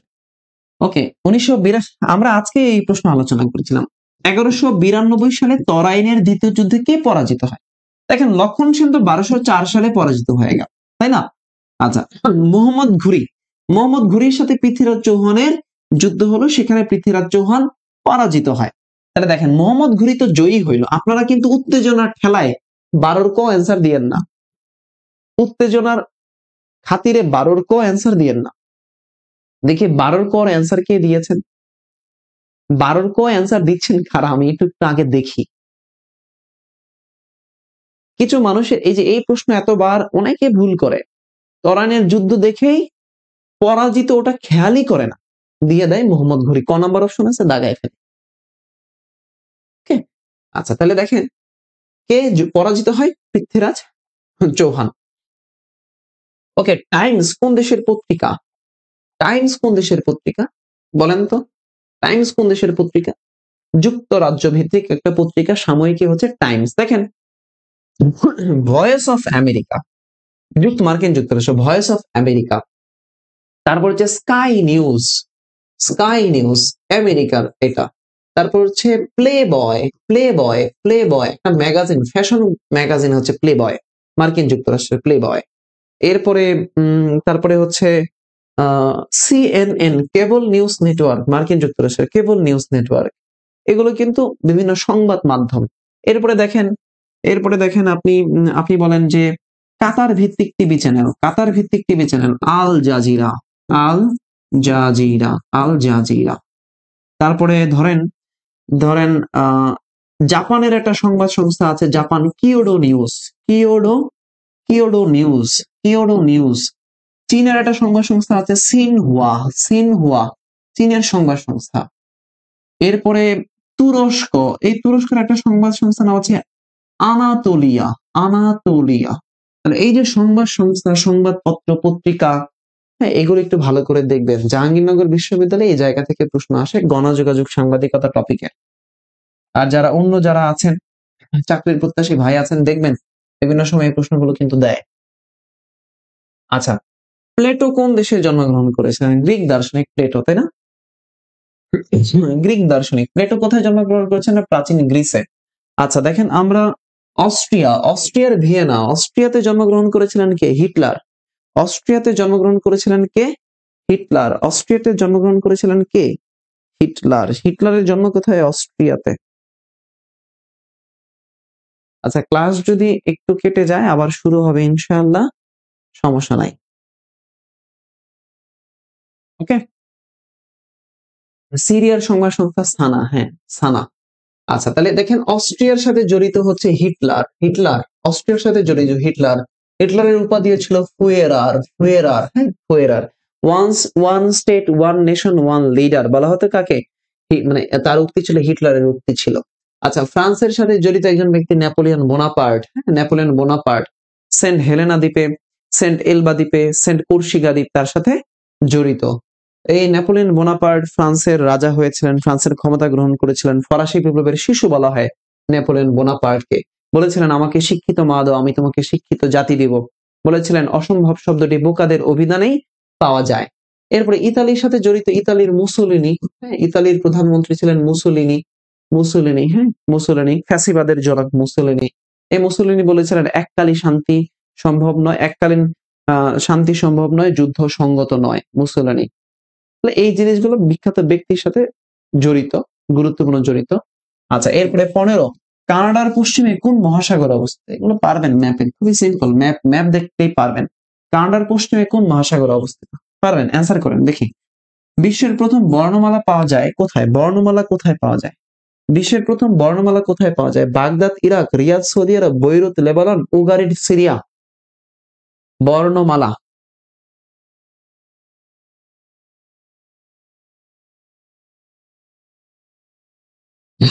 বর্ণমালা, পৃথিবীতে প্রথম বর্ণমালা কোথায় পাওয়া যায়? পৃথিবীর কোন দেশে প্রথম বর্ণমালা পাওয়া যায়? আচ্ছা, প্রশান্ত মহাসাগর, হ্যাঁ, ওটা অ্যান্সার প্রশান্ত মহাসাগর। তাহলে পৃথিবীতে বর্ণমালা প্রথম পাওয়া যায় কোথায়? বিশ্বের বর্ণমালা সিরিয়াতে, হ্যাঁ, সিরিয়াতে। তাহলে এই সিরিয়ার উগারিটে প্রথম বর্ণমালা পাওয়া যায়। সিরিয়ার উগারিটে প্রথম বর্ণমালা পাওয়া যায় কোথায়? সিরিয়ার উগারিট, সিরিয়ার উগারিট। আচ্ছা, এরপরে আসেন স্বাধীন বাংলা বেতার কেন্দ্র, মুক্তিযুদ্ধ ভিত্তিক একটা প্রশ্ন আসলো। স্বাধীন বাংলা বেতার কেন্দ্র, দেখেন এই যে স্বাধীন বাংলা বেতার কেন্দ্র, স্বাধীন বাংলা বেতার কেন্দ্র কবে প্রতিষ্ঠা হয়? স্বাধীন বাংলা বেতার কেন্দ্র প্রতিষ্ঠা হয় কালুরঘাট। কোথায়? কালুরঘাট, অর্থাৎ চট্টগ্রামের কালুরঘাটেই স্বাধীন বাংলা বেতার কেন্দ্র প্রতিষ্ঠা হয়। কবে প্রতিষ্ঠিত হয়েছিল? 26শে মার্চ 1971 সালে। আচ্ছা, এই স্বাধীন বাংলা বেতার কেন্দ্র প্রতিষ্ঠা করলো কে? অষ্টম ইস্ট বেঙ্গল রেজিমেন্টের সৈনিকরা। অষ্টম ইস্ট বেঙ্গল রেজিমেন্টের সৈনিকরা এই স্বাধীন বাংলা বেতার কেন্দ্র প্রতিষ্ঠা করলো, অষ্টম ইস্ট বেঙ্গল রেজিমেন্টের সৈনিকরা। তো এই স্বাধীন বাংলা বেতার কেন্দ্রের দুইটা গুরুত্বপূর্ণ অনুষ্ঠান ছিল, দুইটা গুরুত্বপূর্ণ অনুষ্ঠান। একটা হলো চরমপত্র, একটা হলো চরমপত্র। এই চরমপত্র ঢাকাইয়া ভাষায় পাঠ করা হতো। কোন ভাষায়? ঢাকাইয়া ভাষায়, ঢাকাইয়া ভাষায় পাঠ করা হতো। যিনি পাঠ করতেন তার নাম হচ্ছে এম আর আখতার মুকুল, এম আর আখতার মুকুল, এম আর আখতার মুকুল ঢাকাইয়া ভাষায় পাঠ করতেন। আচ্ছা, এই এম আর আখতার মুকুলের একটা উপন্যাস আছে, আমি বিজয় দেখেছি, আমি বিজয় দেখেছি। এম আর আখতার মুকুলের উপন্যাস আমি বিজয় দেখেছি। আচ্ছা, এরপরে আরেকটা অনুষ্ঠান ছিল জল্লাদের দরবার। ইয়াহিয়া খানের ব্যঙ্গ চরিত্র করতেন জল্লাদের দরবার। খানের ব্যঙ্গ চরিত্র করতেন কে? জল্লাদের দরবার, জল্লাদের দরবার, জল্লাদের দরবার, হ্যাঁ, জল্লাদের দরবার, জল্লাদের দরবার। ব্যঙ্গ চরিত্র করতেন কে? কেল্লা ফতে আলী খান, কেল্লা ফতে আলী খান, কেল্লা ফতে আলী, কেল্লা ফতে আলী খান। আর এই স্বাধীন বাংলা বেতার কেন্দ্রের একজন নারী শিল্পী ছিলেন, নাম হলো নমিতা ঘোষ। আর এই বেতার কেন্দ্র থেকে পত্রিকা পাঠ করতেন কে? বেলাল আহমেদ। কে পাঠ করতেন? বেলাল আহমেদ। আর এই বেতার কেন্দ্রের একটা সিগনেচার টিউন ছিল গান বাজতো জয় বাংলা, বাংলার জয়। তো এই স্বাধীন বাংলা বেতার কেন্দ্র পরবর্তীতে মার্চ মাসের 31 তারিখে, 31 মার্চ, এই বেতার কেন্দ্রটা পাকিস্তানিরা বোমা মেরে উড়িয়ে দেয়। 26 তারিখে বেতার কেন্দ্র প্রতিষ্ঠা হয় এবং 31 তারিখে বেতার কেন্দ্রটা ধ্বংস হয়ে যায়। বেতার কেন্দ্র নিয়ে একটু আলোচনা করে দিলাম। আচ্ছা, এর পরের প্রশ্ন 18, ইউরোপের প্রবেশদ্বার বলা হয় কাকে? ইউরোপের প্রবেশদ্বার অস্ট্রিয়ার ভিয়েনা। ইউরোপের প্রবেশদ্বার বলা হয় অস্ট্রিয়ার ভিয়েনাকে, হ্যাঁ, অস্ট্রিয়ার ভিয়েনা। আচ্ছা, এরপরে জাতীয় পাট দিবস কবে? পাট দিবস 6 মার্চ, 8 মার্চ, 16 মার্চ, 18 মার্চ। এগুলো কোনোটাই না। তাহলে মার্চ মাসের কত তারিখ বলেন? 6 মার্চ। মার্চ মাসের কত তারিখ? 6 তারিখ, হ্যাঁ, জাতীয় পাট দিবস। পাট, দেখেন পাট, এই যে পাটের জীবন রহস্য আবিষ্কার করেছেন ডক্টর মাকসুদুল আলম। কে? ডক্টর মাকসুদুল আলম। পাট থেকে জুটন আবিষ্কার করেছিলেন ডক্টর মোহাম্মদ ছিদিকুল্লাহ। কে? জুটন। এই জুটন মানে 70 ভাগ পাট আর 30 ভাগ তুলা। আচ্ছা, পাট গবেষণা কেন্দ্র আছে কোথায়? শ্রীমঙ্গল মৌলভী বাজারে। পাট নিলাম কেন্দ্র আছে বাংলাদেশে 3টা। কয়টা? 3টা। একটা হলো পঞ্চগড়ে, একটা হচ্ছে সিলেটে, আর একটা হলো চট্টগ্রামে। সরি, চা নিলাম কেন্দ্র আছে ওই জায়গায়। আচ্ছা, পাট নিয়ে বলতেছি, পাট। তাহলে এই যে পাট থেকে পচনশীল পলিমার ব্যাগ বানিয়েছেন ডক্টর মোবারক আহমেদ খান। আচ্ছা, পাট এশিয়ার সবচেয়ে বড় পাটকল হলো Adamjee jute mill. Adamjee jute mill এশিয়ার সবচেয়ে বড় পাটকল। আচ্ছা, পাট আন্তর্জাতিক পাট গবেষণা কেন্দ্র। আন্তর্জাতিক পাট গবেষণা কেন্দ্র আছে ফিলিপাইনের ম্যানিলাতে। ফিলিপাইনের কোথায়? লেগুনার ম্যানিলাতে আন্তর্জাতিক পাট গবেষণা কেন্দ্র আছে। পাট। তো এগুলো একটু পাট নিয়ে আলোচনা করব। বাংলাদেশের পাট বলয়ের জেলা হচ্ছে ময়মনসিংহ, ফরিদপুর, হ্যাঁ, হবিগঞ্জ, কিশোরগঞ্জ। এই অঞ্চলগুলো হচ্ছে পাট বলয়ের জেলা। আচ্ছা, এরপরে একটা কাঁচা পাটের গাইটের ওজন খুব সম্ভবত 4.5 মণ হওয়ার কথা, একটা কাঁচা পাটের গাইটের ওজন।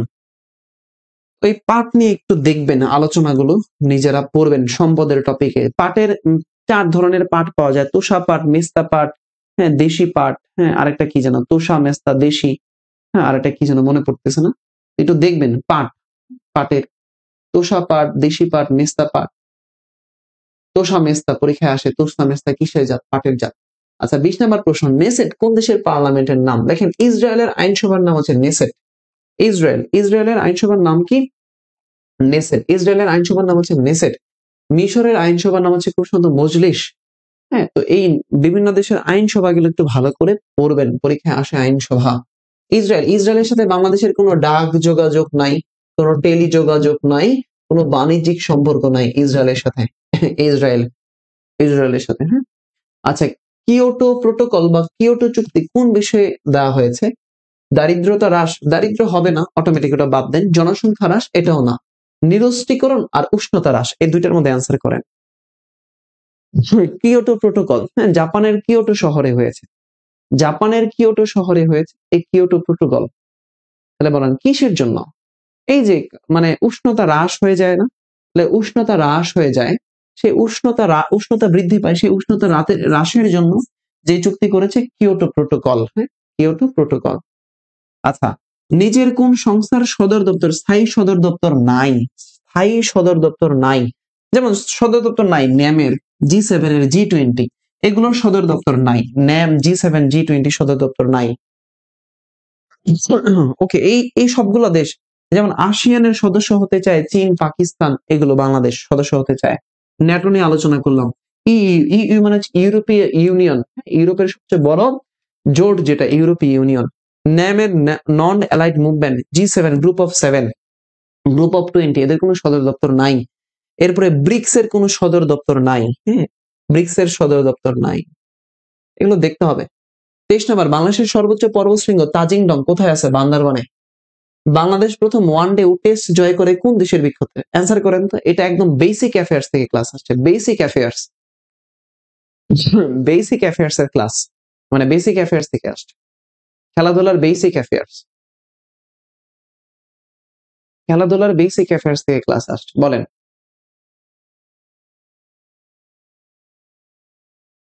যে কি বললাম, যে মানে আপনার টেস্ট জয় করেছে কোন দেশে? জিম্বাবুয়ে। Thank you. আচ্ছা, ইউরোপীয় ইকোনমিস্ট কমিউনিটি, ইইসি। আচ্ছা, ইইউর পূর্ব নাম হচ্ছে ইইসি, যেটা প্রতিষ্ঠিত হয় রোম চুক্তির মাধ্যমে, রোম চুক্তির মাধ্যমে। এরপরে 26 নম্বর, জাতিসংঘভুক্ত রাষ্ট্রসমূহের সর্বোচ্চ কূটনীতিকদের কি বলা হয়? অ্যাম্বাসেডর বলা হয়। জাতিসংঘের সর্বোচ্চ রাষ্ট্রের কূটনীতিকদেরকে বলা হয় অ্যাম্বাসেডর। আচ্ছা, এরপরে তামাবিল, শেওলা, ভোলাগঞ্জ তিনটা স্থলবন্দর কোথায় আছে? তামাবিল কোথায় আছে? সিলেটে। তাহলে এখানে আপনি যদি নাও জানেন, নাও জানেন, 27 নম্বর প্রশ্ন যদি আপনি অ্যান্সার নাও জানেন, তাও তামাবিল কোথায় আছে? সিলেটে। এই অ্যান্সার ধরে পেরে ফেলতে পারবেন। তামাবিল আছে সিলেটে, হ্যাঁ ভোলাগঞ্জ, শেওলা সিলেটে। আচ্ছা, যশোরে আছে, যশোরে আছে বেনাপোল, হ্যাঁ বেনাপোল, বেনাপোল স্থলবন্দর। যশোরে আছে সরসা সীমান্ত জায়গা যশোরে। এই চুয়াডাঙ্গা, এই চুয়াডাঙ্গা স্থলবন্দর, চুয়াডাঙ্গাতে সীমান্তবর্তী জায়গা আছে। তারপরে দিনাজপুরে আছে বিরল, হ্যাঁ বিরল, বিরল আছে, হিলি আছে, হিলি স্থলবন্দর। বাংলাদেশের বৃহত্তম স্থলবন্দরের নাম হচ্ছে বেনাপোল, এর দ্বিতীয় বৃহত্তম স্থলবন্দরের নাম হচ্ছে হিলি স্থলবন্দর। তামাবিল, শেওলা, ভোলাগঞ্জ এগুলো আছে কোথায়? সিলেট অঞ্চলে আছে, সিলেট অঞ্চল, সিলেট অঞ্চলে আছে এগুলো। ওকে, মডেল টেস্ট 18 পর্যন্ত ক্লিয়ার? মডেল টেস্ট 18 পর্যন্ত ক্লিয়ার কিনা সবাই একটু বলেন, মডেল টেস্ট 18 ক্লিয়ার? আপনারা এখনো 235 জন মানুষ ক্লাস দেখছেন, বাহ চমৎকার তো। হাঁপায় গেছেন নাকি? হাঁপায় গেছেন?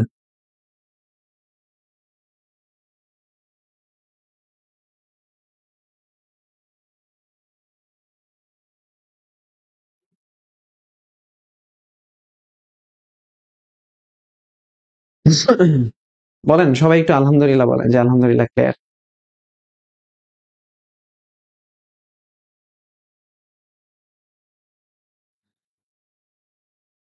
18টা মডেল টেস্ট ক্লিয়ার।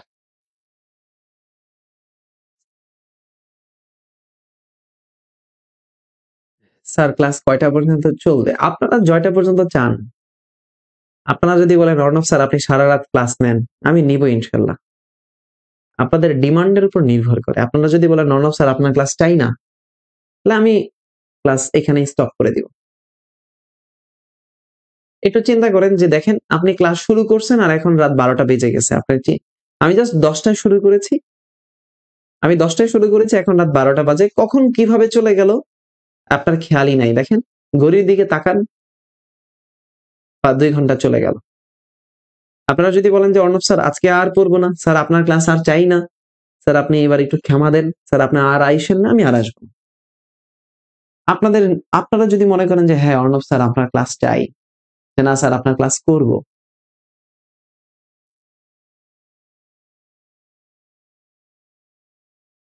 আমি আপনাদেরকে বকি, শাসন করি, বকা দেই, এগুলো আপনাদের ভালোর জন্য। হ্যাঁ, আপনারা রাগ করেন কেন বোকা? এই রাগ করছেন? রাগ করবেন না। এগুলো হচ্ছে ভালোবাসার প্রকাশ। আপনাদের যদি ভালো নাই চাইতাম ক্লাসে কি দাঁড়াতাম? ক্লাস নিতাম? নিতাম তো না। বসে থাকতাম, অলস সময় পার করতাম, অন্য কাজ করতাম।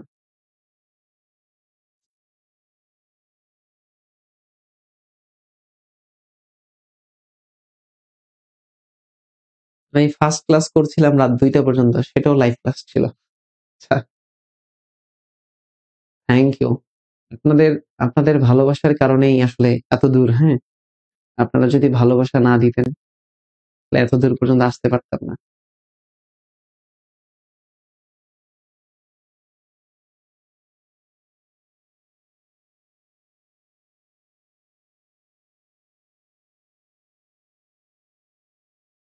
ওকে, শোনেন, আজকে অনেকক্ষণ ধরে আপনারা আমার ক্লাস করছেন, আমাকে দেখছেন। আমাকে বেশি দেখলে আমার নজর লাগবে। হ্যাঁ, আমাকে অত বেশি দেখা যাবে না। আমাকে বেশি দেখলে নজর লাগবে, পরে দেখা যাবে আমার চেহারা নষ্ট হয়ে গেছে, আমার ব্রেন নষ্ট হয়ে গেছে। এরপরে দেখবেন আমি অসুস্থ হয়ে গেছি। অত দেখেন না আমাকে, একটু কম করে আমাকে দেখবেন, ঠিক আছে? আপনাদের যে বাংলা টিচার আছে, ইংরেজি টিচার আছে, এদেরকেও তো একটু দেখতে হবে, তাই না? ওদেরকে তো একটু নজর দিতে হবে আপনাদের, তাই না? ওনাদের কাছ থেকে তো কিছু পাওয়ার আছে নাকি? সেই বিকেল 4টা থেকে আপনারা আপনারা আমার ক্লাসই করতেছেন। সারাদিন কি শুধু আমারই ক্লাস করবেন? জিকে জিকে পড়েই কি চান্স পাবেন? বাংলা লাগবে না, ইংরেজি তো লাগবে, বাংলা ইংরেজি লাগবে নাকি? তাহলে বাংলা ইংরেজি তো লাগবে। আমি যদি এত দীর্ঘ সময় ধরে ক্লাস নেই, তাহলে বাংলা স্যার আমাকে তো অভিযোগ দিবে যে স্যার আপনার ক্লাসের জন্য আমি আমার কাছে স্টুডেন্ট পাই না। আবার ইংরেজি স্যার বলবে স্যার আপনার জন্য তো আমি স্টুডেন্ট পাই না। তাহলে নজর টজর দিয়েন না ভাই। 2025 সাল, শান্তিতে থাকতে চাই, একটু মানসিক ভাবে থাকতে চাই। অত বেশি দেখলেন চেহারা টেরা নষ্ট হয়ে যাবে, ব্রেন নষ্ট হয়ে যাবে, আরো কি কি হবে আমি জানি না। অত বেশি দেখা লাগবে না। হ্যাঁ, ওকে, আপনাদের সাথে ইনশাল্লাহ আগামীকাল আবার দেখা হবে। হ্যাঁ, প্রতিদিন আমরা ধারাবাহিকভাবে এটা মেনটেন করার চেষ্টা করব। সবাই অনেক ভালো থাকবেন, সুস্থ থাকবেন, নিরাপদে থাকবেন। আজকে বিদায় নেই। আর সবার জন্য অনেক ভালোবাসা, অনেক স্নেহ, অনেক সম্মান। আর কেউ যদি মনে করেন যে অর্ণব স্যারের কাছে পড়বেন, পার্সোনালি পড়বেন, অনলাইন ব্যাচে পড়বেন, আমি আপনাকে বলি যে ভাই আমি খুব দায়িত্ব নিয়ে পড়ানোর চেষ্টা করি এবং আমার প্রাইভেট ব্যাচ সম্পর্কে আপনি 2-4টা মানুষের কাছে জিজ্ঞেস করে আসবেন এবং আশা করি আপনাকে 95% মানুষ ভালো বলবে। ঠিক আছে? আপনি আসতে পারেন। আমার যে হোয়াটসঅ্যাপ নাম্বার আছে সেখানে আপনি নক দিতে পারেন। তো সবার জন্য অনেক, অনেক দোয়া থাকবে। অনেক, অনেক ভালোবাসা থাকবে। সবার দিন ভালো কাটুক, রাত ভালো কাটুক। মানসিকভাবে সবাই ভালো থাকেন। শারীরিকভাবে সুস্থ থাকেন। সবার পরিবার সুন্দর থাকুক। আর রেগুলার একটু পড়াশোনা করার চেষ্টা করেন। ঠিক আছে? আল্লাহ হাফেজ। আসসালামু আলাইকুম। শুভরাত।